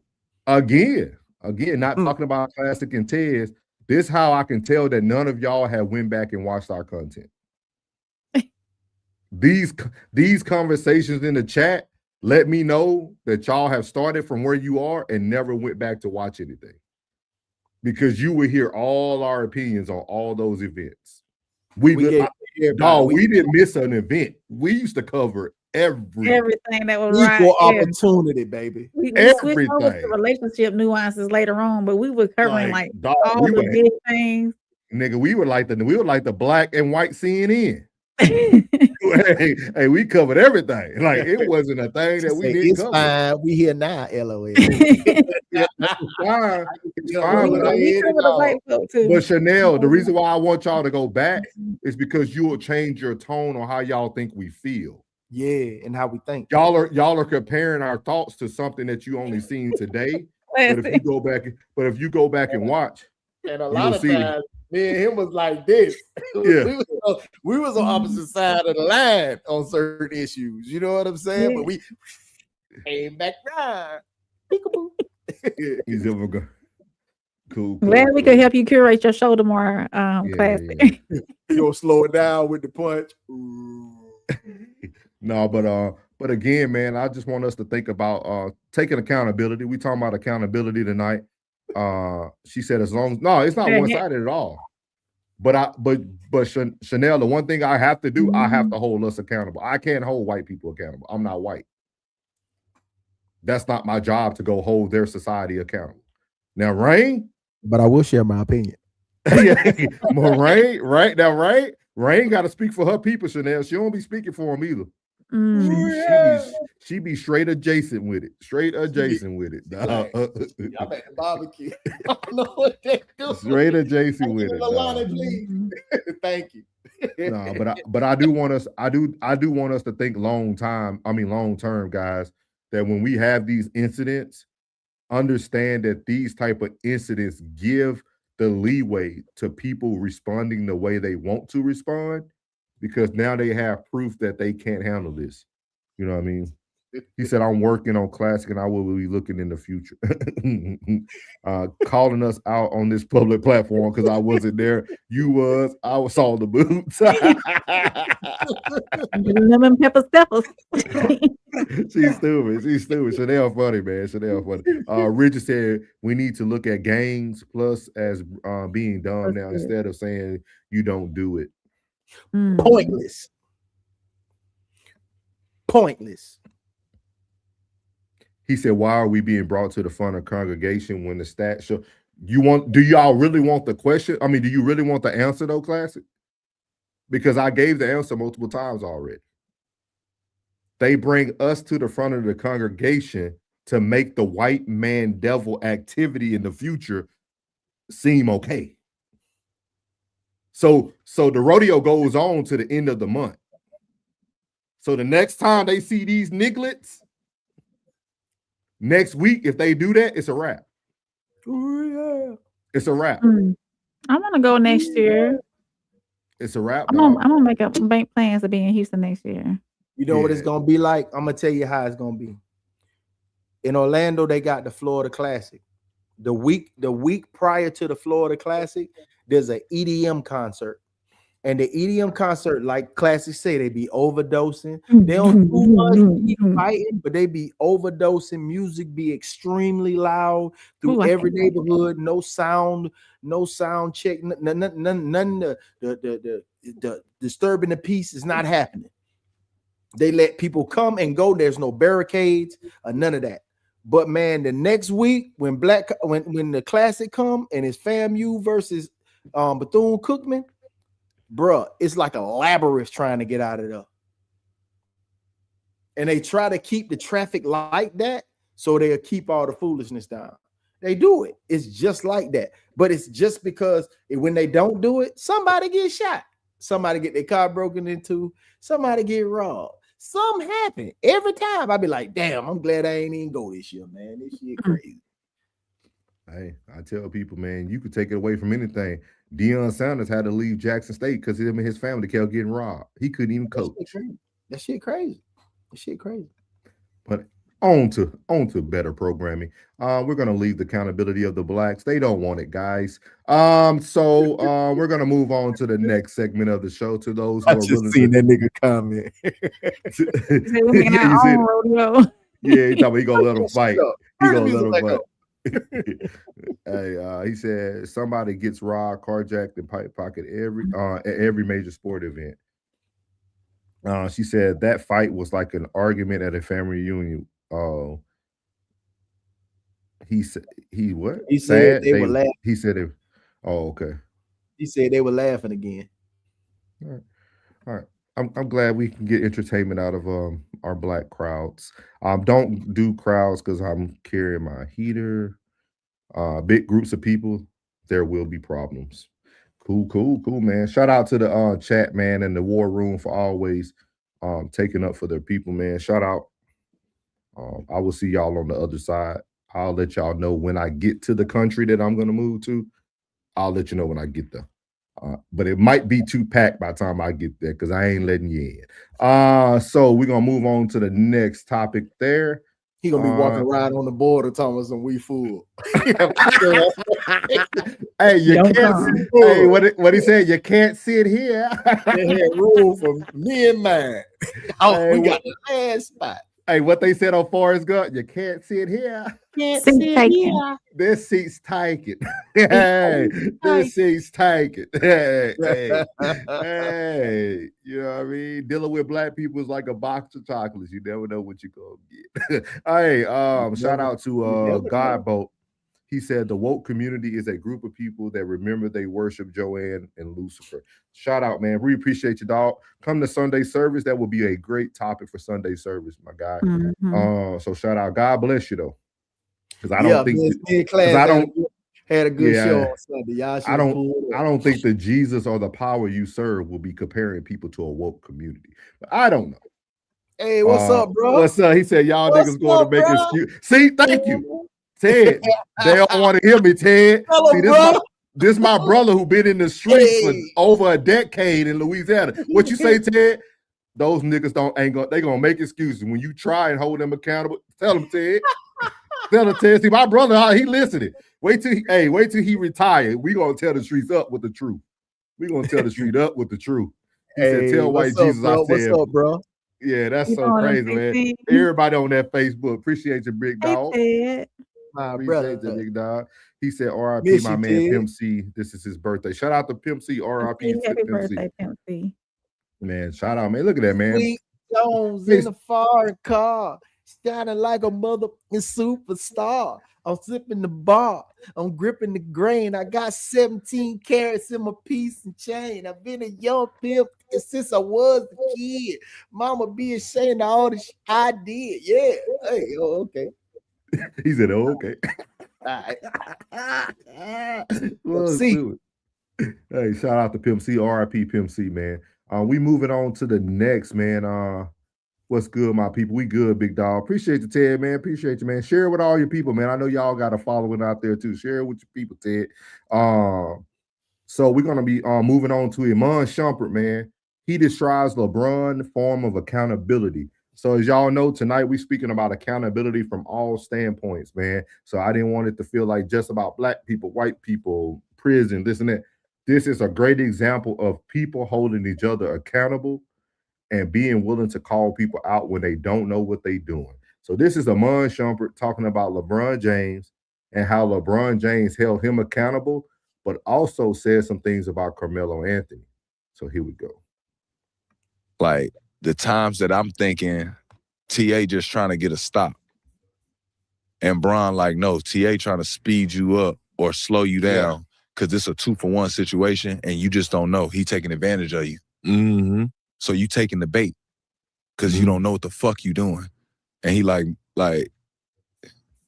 you know, he looking at me like Melo ain't teach you, but it's like anytime Melo said 2-for-1, I went, but I don't know what the fuck you talking about, gang. Like I was embarrassed to tell Melo I ain't know what the fuck. Right.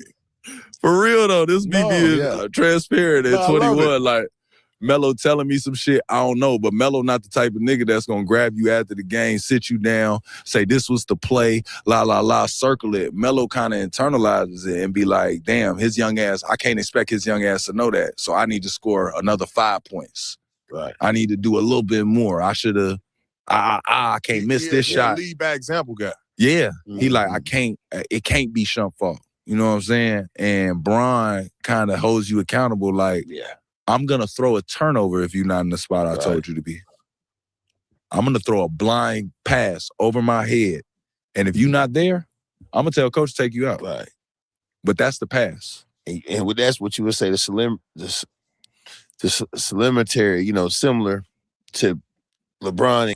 So all y'all niggas who make fun of me, Zach Randolph couldn't even say no words. And Carmelo. Carmelo lead by example. LeBron type. That's the only thing sit that you make down them, after the game, like, bruh. He meant to say similarities. Bron, he gonna show it to you 5-10 times. Tell the video guy to send it to you. Yeah. When we do film tomorrow, he gonna get up and say, no, this what I was saying, this what I was doing, to where you damn near, like, even if you was mad, it was the times I was blue. Like, shorty, you should have threw that ball to me. And then he explained it on the tape, and I see it. Like, why would he throw that ball to me? He got his shoulder past that nigga. I'm not throwing that ball to me. I'm going to dunk that bitch. It's just this nigga happened to play perfect defense and come in there for a charge that they called for him. But I'm not passing that either. I would have.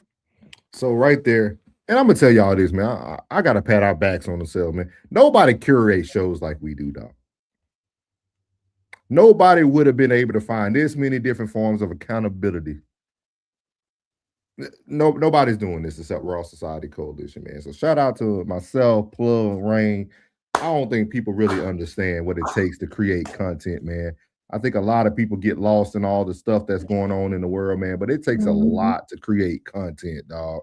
So let's give ourselves a round. Well, I wanted y'all to hear what he had to say. And I wanted y'all to really hear that Iman Shumpert gave 2 forms of accountability, kind of what we just seen from our Negro chat and what we seen for the panel. So you had Carmelo Anthony, who would have black people no matter what they do. And LeBron is, no, I see my black people doing the wrong thing, I'm going to hold them accountable. That's literally what y'all just seen. Like, Carmelo internalizes and puts all the blame on himself and others and blame the others. And then LeBron's like, nah, bro, I'm telling you how to run the play. I'm showing you all the film why you should run the play. It's the same thing we just watched, y'all. It's the same thing we just watched. You have people who want to protect the culture and blame the others. But then you have people like myself who saying, "Nah, bro, I hear what you saying, but you should have ran the right play that night.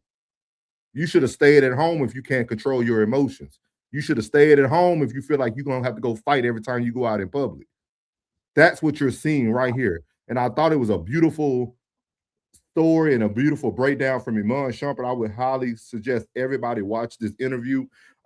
Zach Randolph and Tony Allen, great content, dog. They doing a great job over there, man. Out of the mud, man. They doing great over there, man. So shout out to Zach Randolph and Tony Allen. Even though my boy Zach Randolph a little bit worse than me, he just made up a word.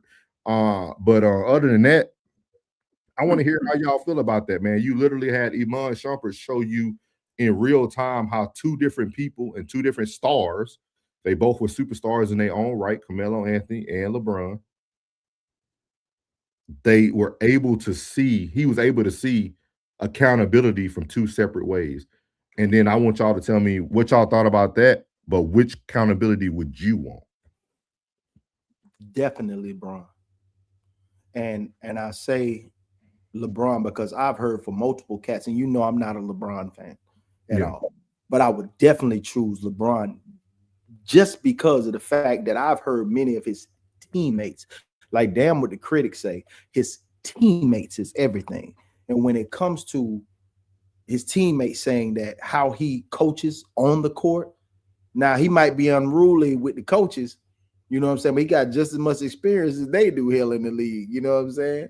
So at the end of the day, I sit back and I look at it from that standpoint and say, that's why I need for him to retire, because he won't get his flowers until he's out of the game. Like Kobe. A lot of people didn't look at Kobe the same way until he retired. Then they gave Kobe his flowers. They missed Kobe from the game. And Melo, I don't think too many people miss Melo. It's a select group. And it's not because of the championships. It's just that he didn't breed champions. He didn't breed people that came up under him, didn't go somewhere else and was leading a team. It is what it is. I love y'all, man. 10 classic. I love y'all for real, dog. Real talk. Y'all funny, man. I answered that. Chanel started to chime in too, man. I love it because we able to create great content, man, because of y'all and like the whole chat. We know how to get everybody going. We know how to get everybody going, man. I appreciate it. He said that nigga post-game check got a wild XG Rose. Get the F out of here. Hey, come on, man. Ted said, "Shut on LeBron payroll." No, hey, Ted. JR used to be, but JR jumped off of it. Jumped off. Hey, you can't take one situation over that whole span of a career, but we can take that flopping. Yeah. What you think about this, Rain? You ain't got to speak on it from a sports aspect. You can just speak on it from hearing someone being held from accountability from two different lenses. Are you muted? You muted, boo-boo. Yeah, I sneezed earlier. I ain't wanna. But no. So even though I'm not big on basketball and whatnot, I see LeBron's stance on where he's like, I'm showing y'all what. Go ahead, Ted. We welcome it, Ted. Go ahead, Ted. We welcome it. Go ahead, Ted. We like mess. We like it messy over here. Go ahead, Ted. But I see where LeBron is like, listen, this is what should have been done. Why wasn't it done? This is a team. We need to take accountability. And then I see the other side too, where Classic was saying about one person, taking the brunt of everything and just cooking on it instead of like pointing fingers. So I see both sides. I can see both sides. Sort of. What are y'all talking about on the basketball side, or taking accountability side, not basketball side? No, I ain't big into basketball. But even him taking it on his back, you know what I'm saying? It's still an eye situation. If you're not correct, talking about with Melo. Yeah, with Melo, if you're not talking to somebody and explaining where they made the mistake, they'll continue making the same fucking mistake, and that's why you have somebody to change unless the mistake has been addressed. That's what I was say. Cooking. Yeah, you cooking, but guess what? Ain't nobody else cooking, because you know what looks real awful to me. Now, if you go against me on this one, You just want to be an antagonist. Classic. When I look at a spreadsheet of the scores from the night, and I see 39, and then the next number I see is 12, and then I see 9, then 4, 4, 4, 3, 2. Fuck out of here. I'm not going for that. Yeah, I think I got you, Ted. We're gonna definitely. I started, so we're gonna talk about it. So, hold on, no, before we get to that comment. So I tell people, Plugg made an excellent point because it was all I was thinking about. Is that this is why I wanted to have the conversation tonight, because the lack of one person having a lack of accountability to another made Iman Shumpert probably lose years in the NBA and lose checks. Because Iman said at 21, I was answering Carmelo because I ain't know. So he played another 2 to 3 years and finally got the LeBron. And think about how many things he learned for the first time with LeBron, that if he would have learned with Melo, he could have been 10 extra years in the league. And that's why I always tell people, I know the things I say to people, it's not going to always feel good, especially to the Black community. But if we don't hold each other accountable, dog, we are shortening people's lives and contracts. Like literally. Like this dude literally said, man, I didn't know what Carmelo was saying. I just knew he'll go score 5 extra points. Yeah, but if Carmelo would have took the time instead of internalizing it and actually taught him what accountability to look like, he would have got to LeBron and then probably been even better. And think about all the people that left Lil Doggy.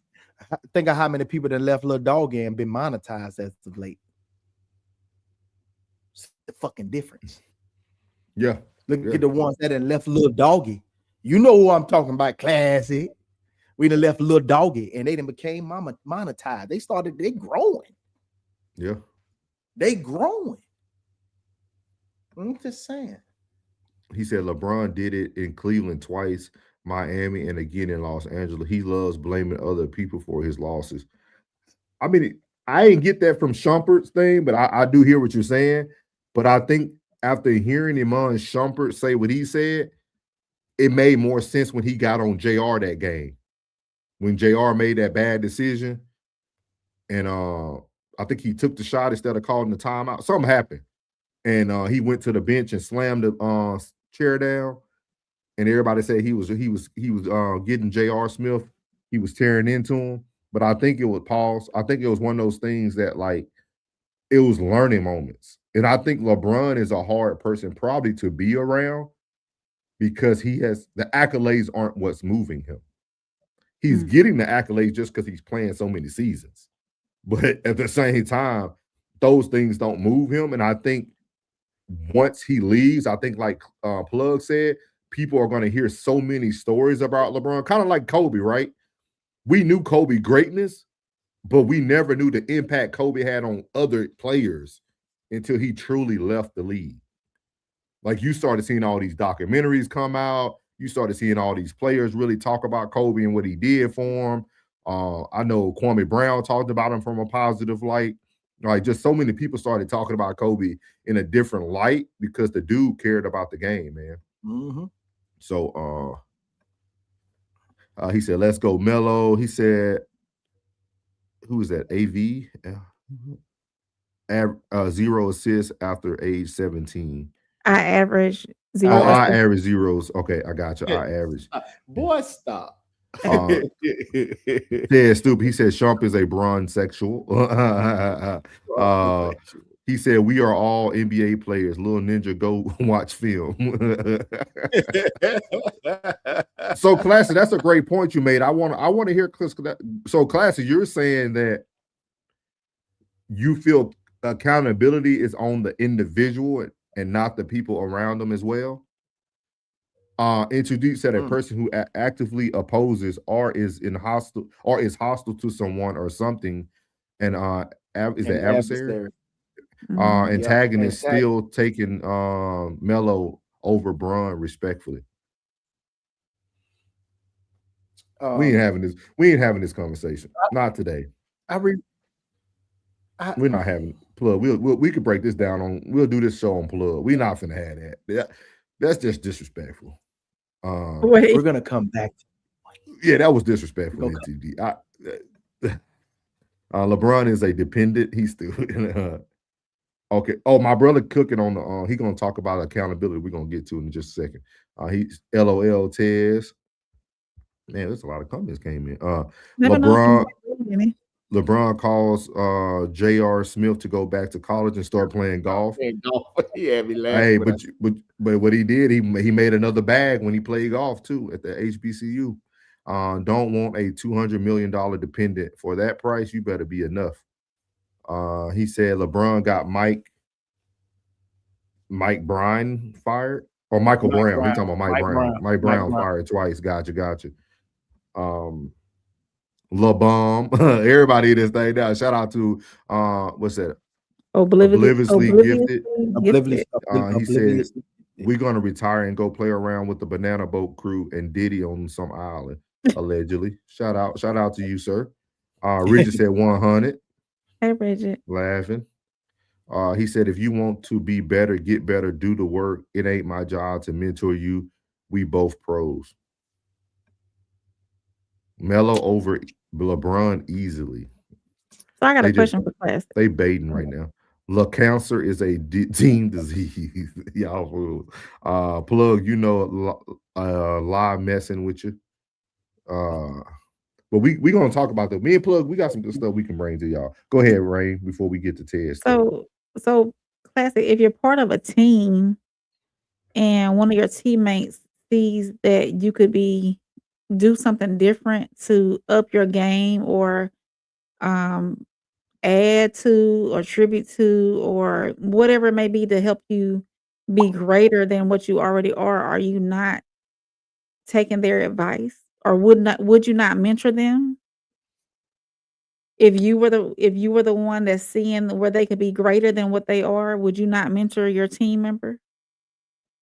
I'm just wanting to see. You know, I like your viewpoints on things. So he said YouTube glitching. Yeah, I seen it. It was pausing a couple times. I'm gonna show this. Rain, you might got something to say about this. So Ted said the accountability problem in the world is the women fault. That's why all the drama and mess is going on, but I'm gonna keep it at a 1. Why would it be the women's fault? He finna explain. I think Oh, he said they have these kids, and who get the blame? The man. Okay. Next, when these kids get in trouble, who fault is it? When you talk to the mom and the teacher in school, it's always someone else's fault. But let me stop. I'm just getting off of work. LOL. Yeah. Yeah, I see where you're coming from. You're right. Yeah, When so there's always a problem with the school or a problem with your child, it's always somebody else's fault and not your child's fault or not how you raised your child's fault. And he sees It's it always a the lot. teacher, the Yeah. principal, the other kids. So yeah, I get that, Ted, for real. Yeah. He sees it a lot because he does a resource officer during the day, and he talks about because he love the kids. He in the inner city of the hood, and he sees what actually goes on. He sees it and we'll have to talk about that tomorrow too. We got Michael B. Jordan, and then we're gonna talk about women lacking accountability as single mothers. Be ready, right. Rain. I like that. Be ready. When it's the manners, it's the mama. When it's the discipline, it's the father. Daddy. Hold on, let me hear. He said, I'll listen to them and I'll agree or disagree. Thanks for sharing. He's so stupid, dog. He said, I ain't know how to mentor. Pass me the ball if you confused. I don't believe classic. When I hooped, it was simple. Give me the ball and move. I don't believe classic. Not the way that I see him with a particular individual. Yeah. That's not him at all. Yeah, I can't believe you, classic. I can't even. It's just when he talking ball, he'll give a damn. Yeah. He said LeBron still plays. Yes, he's still in there. You're right, McKinney. That's a good way to put it, though. Yeah. Classic music, basketball. Music, which one? Because you love that ball. I know you love that ball. Chanel said, Yeah, Chanel, we're going to talk about it tomorrow for sure.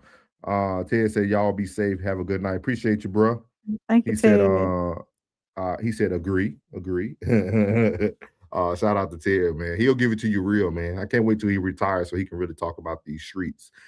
Classic didn't pass. He wouldn't even pass after one of us hit shots. Dang, Dang. You hold on to the ball. You love that ball, bro. Hey, Chanel said good night, Ted. Hey, Chanel, you ain't like that with her. Nah, that's my brother, Chanel. He good people, man. We're gonna talk about that tomorrow with the women. Chanel, they got a show that be on Facebook too. If you want to go back and watch some of their stuff. I know you like to be present, but if you want to go back and watch some of their stuff, they talk a lot about women and holding accountability. He said Bron is top 5 in all stats that matter. He said Ted's hoot with me. He said, in me, I trust. hey, get that on a shirt with the dollar bill. Get that on the shirt with the dollar with the $3 bill for 333. Get that on the shirt. With the George Washington. He said, good show tonight. Appreciate it, Rigid. Appreciate it, Rigid, man. Hopefully everybody gets it when we say, he said, I don't Gave have you a Facebook, shout out just tonight, IG. Rigid. Gave you a shout out tonight on the show, man. Yeah, Rigid, always good people, man. Always good, man. So shout out to that, man. So we're gonna move on to our last topic of the night. Been a good night, man. A good solid 2 hours. Classic didn't care. We had a top 100 recruit, and Classic refused to bow to him. Dang, Classic. I don't know if this is low-key snitching or just telling the truth. Aries I don't know. Aries energy. Just keep on living. Just keep saying good morning. Keep saying grand rising.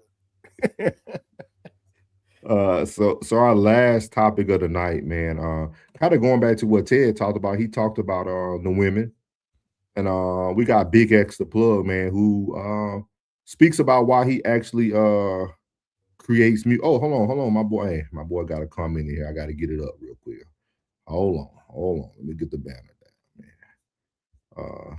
Because he said, what's good, Poe? He said, my wife works in education system, and it's just terrible how these kids are just pushed through the system by the state requirements, and some teachers trying to make a difference. Souls, me and you seen this and got stories. Oh yeah. Hey, Poe, don't tell people how good of a person I am. They don't think so. They don't think so, man. They don't think so, Poe. They don't know what we did for the inner city of Ohio for 4.5 years. They don't get it.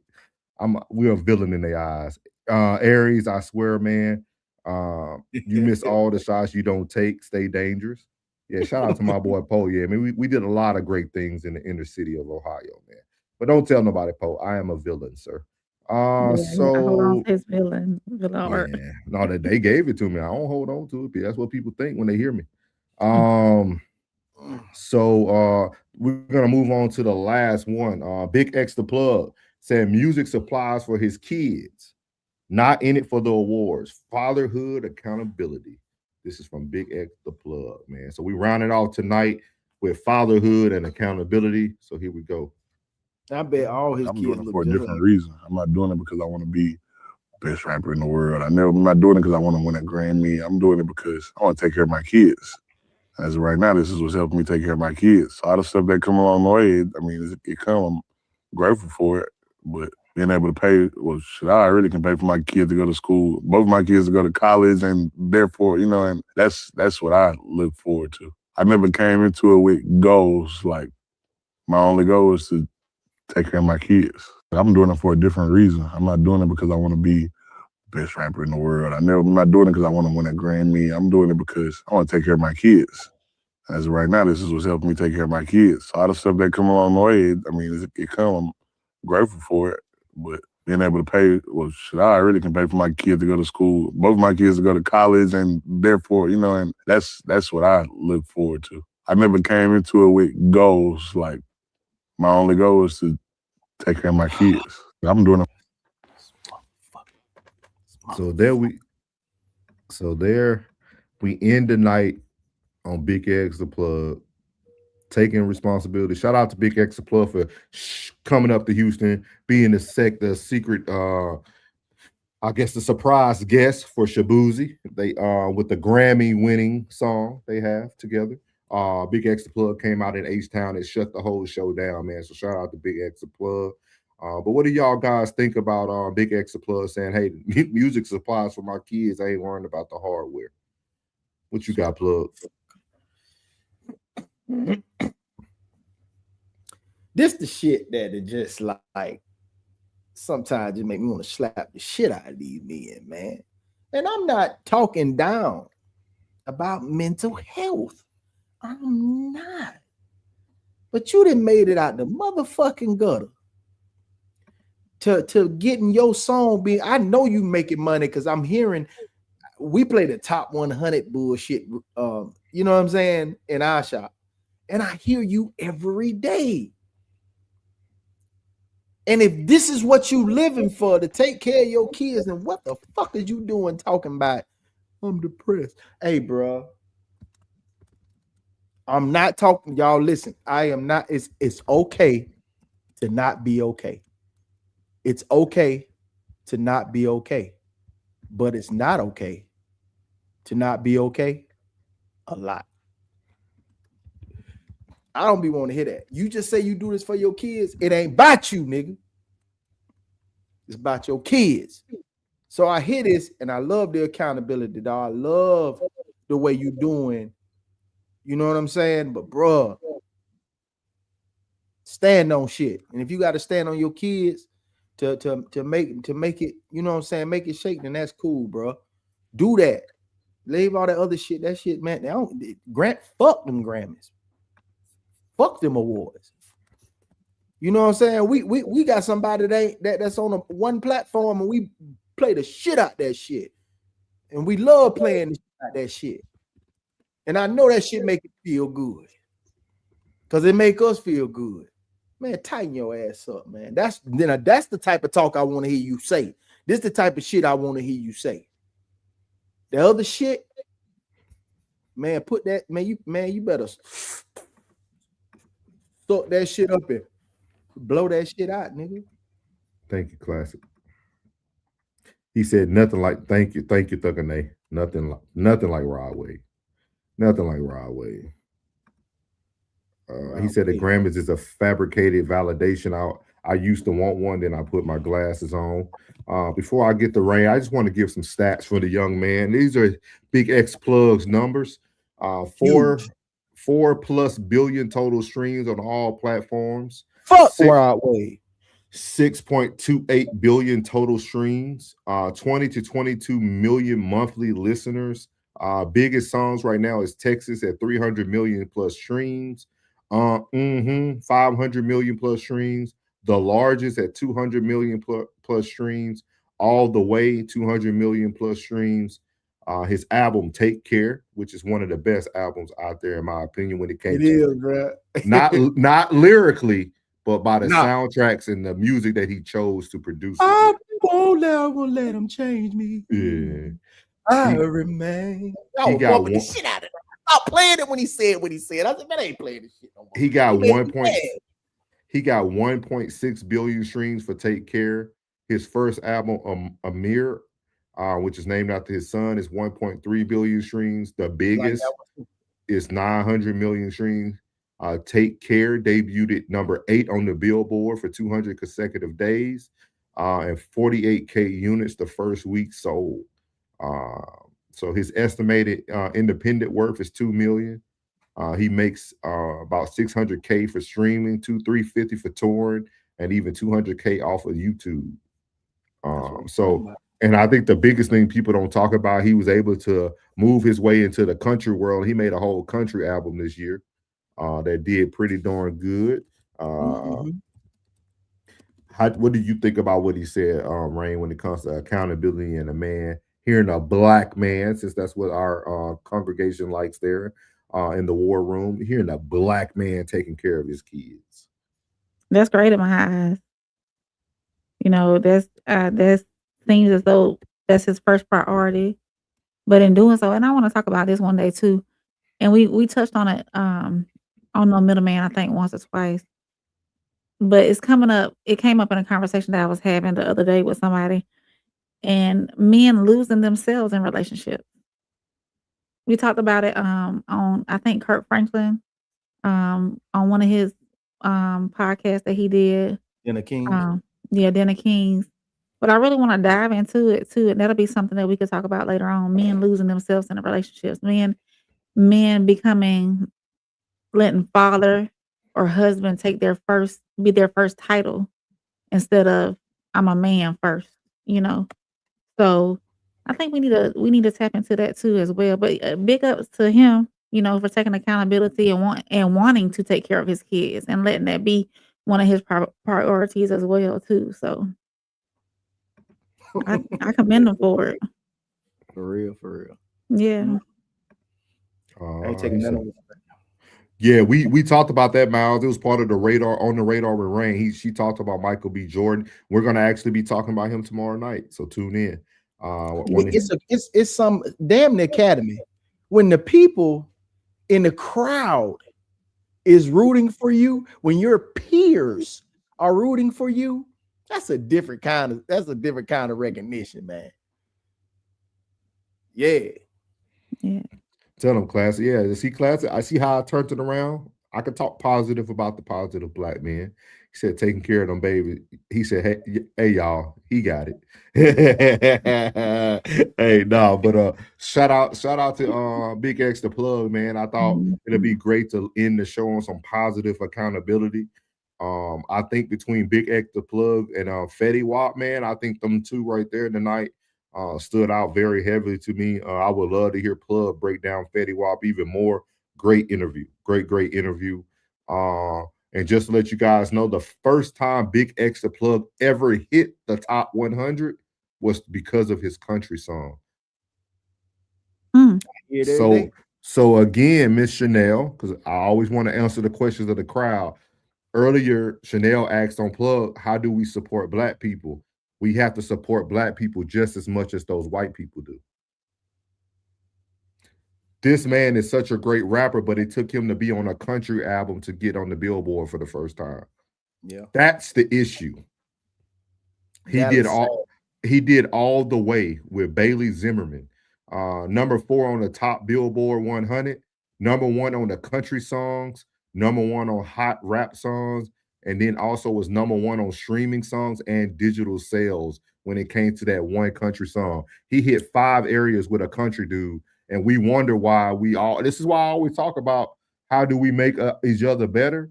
We have to support the things that we say are good harder than they support it. Yeah. That's why people like LeBron James signs lifetime deals with Nike instead of him being the Dwayne Wayne version who makes his own brand. We have to start supporting our people so hard that they want to create their own lane so that they can always be supported by their people. A lot of times people leave their people because they're not supported by their people. And we must take accountability for that tonight, guys. We must take accountability, no pun intended, for why our people tend to leave the hoods, leave us in the music game. They start doing other things or other venues. So just something to think about, man. I think if we take more accountability on the things that other people support our people with, I think you guys will see a huge shift in society. A huge shift in society. So this was a great topics tonight, man. I really thought it would be good just to talk about accountability. I'm going to finish up these last comments. She said, we listen to country music too. I do too. I went to a whole rodeo to go. Well, we started country. I love Chanel. See, Chanel, that's why we need blues, baby. Blues. Thank you, Chanel. But you know what? You started it, but who took over it? All right. Gary Clark is the only country artist I listen to. We are the cowboys, cowgirls. Okay. No, but we appreciate everybody, man. Make sure that y'all catch everybody's platform. Again, Uncle Plug TV, man, a great, like, good show. Like, I love conversation like that. Like, it was like very, I don't want to call it simple because it wasn't simple, but it was questions that made people think, and it gave a great conversation. Like, it didn't take a lot to create the conversation. Shout out to Nephew on there, man. Funny dog. He funny, man. Y'all shout out to Sean, man. Great. Y'all bounce off. To me, y'all remind me of Cam Newton and I told you this. Cam Newton and Peg. Yeah, that's who they remind me of. And then Classic, great show. Great show today. Let's see who else. Tez, great show. Shout out to Tez. and your mom, man, big ups, dog. Good to see that. Everybody should be going to up. Since we talking about supporting Black folks, everybody should have Ted's mom's video up to almost 3 to 4K views. That's a Black woman doing positive things. Let's get that video up to 4K views. Let's lead with our example, since we don't like to have the conversations of accountability. Let's go over to Ted's down page and get his mom video up to 4K, 5K views. Ted should be eating off that. She was she was doing her thing. Yeah, Like, she was so hanging out. She seemed real cool, down to earth, enlightened. I liked her. Like, everybody go over there. Make sure y'all share it 1,000,000 times if you have to. She said they steal everything, so as you know that. I don't know if they stole it, but they do protect it. Took over or stated more genres. Y'all making great points. I love this. We listening to N to D. We might have to talk about this, guys. We might have to think about this. I like it. Keep it coming, dog. We'll flag these so that we can bring this up tomorrow. I think it'll be a great conversation. He said, "Good night, y'all. Midnight in the Natty." Shout out to Mama Tez. Happy early birthday to her. She said, "It's not at 4K. It's not 4K of us here." Yes, it is. If you keep sharing it, Chanel, keep sharing it, and then you share this live too. Everybody just keep sharing it. Y'all can share that link over and over again on your Facebook, your YouTubes, your IGs, your TikToks. I had new people come in this on the first beginning of our show. There's 3 new people from TikTok today. Share it, guys. Y'all can we can get the numbers in there. Y'all share it, man. Y'all share it, man. Let's give Ted's mom that support, man. Let's give that Black lady that support for doing something positive in life. And that's how I'm gonna keep preaching. Since y'all we're gonna keep preaching. Shout out to Miss Tez, man. Miss Tez down. What you got for him, Plug, before we go? Hey, man, thank y'all so much for the support of RSC and all our individual channels. Thank y'all so much, man. Much appreciated. Run on over there and catch them 2-3 latest episodes. We having a good time over there. Enjoy yourself. Hey, and great show today, Tez, for sure. And great show today on Classic for sure. What about you, Rain? You got something new coming for him, right? Yeah, on Thursday. I need everybody's help too. On Thursday, I'm gonna start a call-in show. The Soft Rain Hotline. I need y'all. We're gonna have a good topic. I'm gonna have a phone number for y'all to call. Y'all can come up on the StreamYard. You don't have to show your face. And we're just gonna talk. Just wide open, have talks and whatnot, and banter back and forth about the topic. Yes, sir. I want to show Chanel. You still here, Chanel? Chanel, you still here? Yes, she here. All right, Chanel, let me show you something. Over 1,000 people currently viewed it. So that means we can get to 4,000.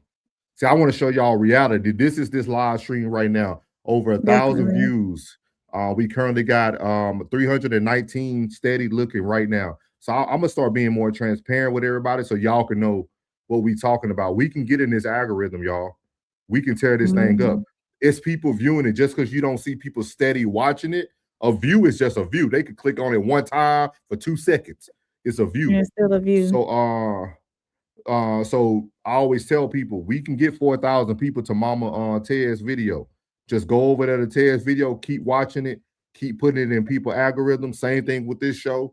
Once everything tally up, we'll have over 1,000 views tonight already on this episode. But keep sharing it. If everybody can keep sharing it, man, we can get these numbers up, man. So can you put my link to my page in the chat? I can't do it because I'm on the Facebook one. Chanel said Classic Show was live. Yeah, dear Rob. Go ahead. I'm sorry. You can go ahead. You can talk. You what you got to say is more important. I'm just rambling. Go ahead. Oh, dear Rob. My YouTube is Conversation with Soft Rain. You can find it on the Raw Society channel. I don't know what channel you locking in on, but over at the Raw Society Coalition channel, all of our links are in the description up top. So everybody's page, the link to their individual pages is up there. So, and it's Conversations with Soft Rain.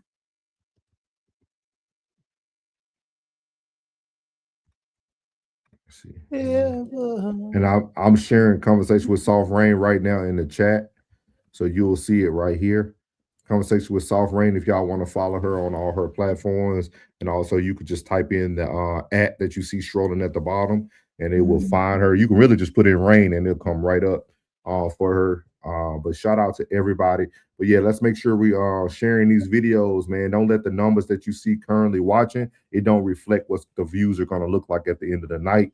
So make sure y'all are sharing all the content. He said, all right, I got y'all. Plug too. Appreciate it. And D-Rob, let us know what a YouTube soft is, dog. I'm always here for more education, dog. He was Let us asking me know. what my YouTube was. He said, Oh, you soft. You see me, I'm thinking it's another way to create. Hey, boy, my bad, dear Rob. I'm thinking it's another way to get that bag. That's why I was telling you to put my thing in there, my channel in there. Cool, man. That's Soft Rain right there, y'all. Sorry, man. Hey, It's all good. It's all good. Make sure y'all tap in Thursday night with me, though. I need y'all in there. Chanel, you see me, Chanel? I was on that thing. I was like, you too soft. Dude, let me know. I know we were talking about Evergreen last week. Okay, you too soft this week. All right, but shout out to everybody. We're gonna be back tomorrow night. Thank y'all for the chat for creating tomorrow night's show. We're gonna be talking about Michael B. Jordan, why he can't find a good woman. We're also going to be talking about some other things. If Rain could just remind me of some of the topics, we'll talk about that stuff. We'll bring it back up. She said my merch come tomorrow. Shout out to I'm that. excited. Thank you, Chanel. Thank you for supporting always at all the ways you do, man. Shout out to everybody who watched tonight, man. Again, man, great shows today, man. Shout out to Tez, Mama Tez, Classic, Conversation with Soft Rain, and Uncle Plugg. And I will have, because I had to remove it to add the new media, I will have Conversation with Soft Rain's video for y'all tomorrow, so y'all can see the trailer for her call-in show for Thursday. So shout out to that as well, man. So everybody doing great things, man. We appreciate everybody. Y'all have a great night. And we out. Why you ain't say nothing? I'm only gonna do this once. You always knew I'd make it from the beginning. Why you ain't say nothing? You believed in me the whole time, for real? Yeah. I couldn't tell. You was around me from the beginning. Why you ain't say nothing? Why you ain't say nothing? Seen them hard times, couldn't kill me. Why you ain't say nothing? Why you ain't say nothing? Stages I'm on getting bigger. Now you wanna say something.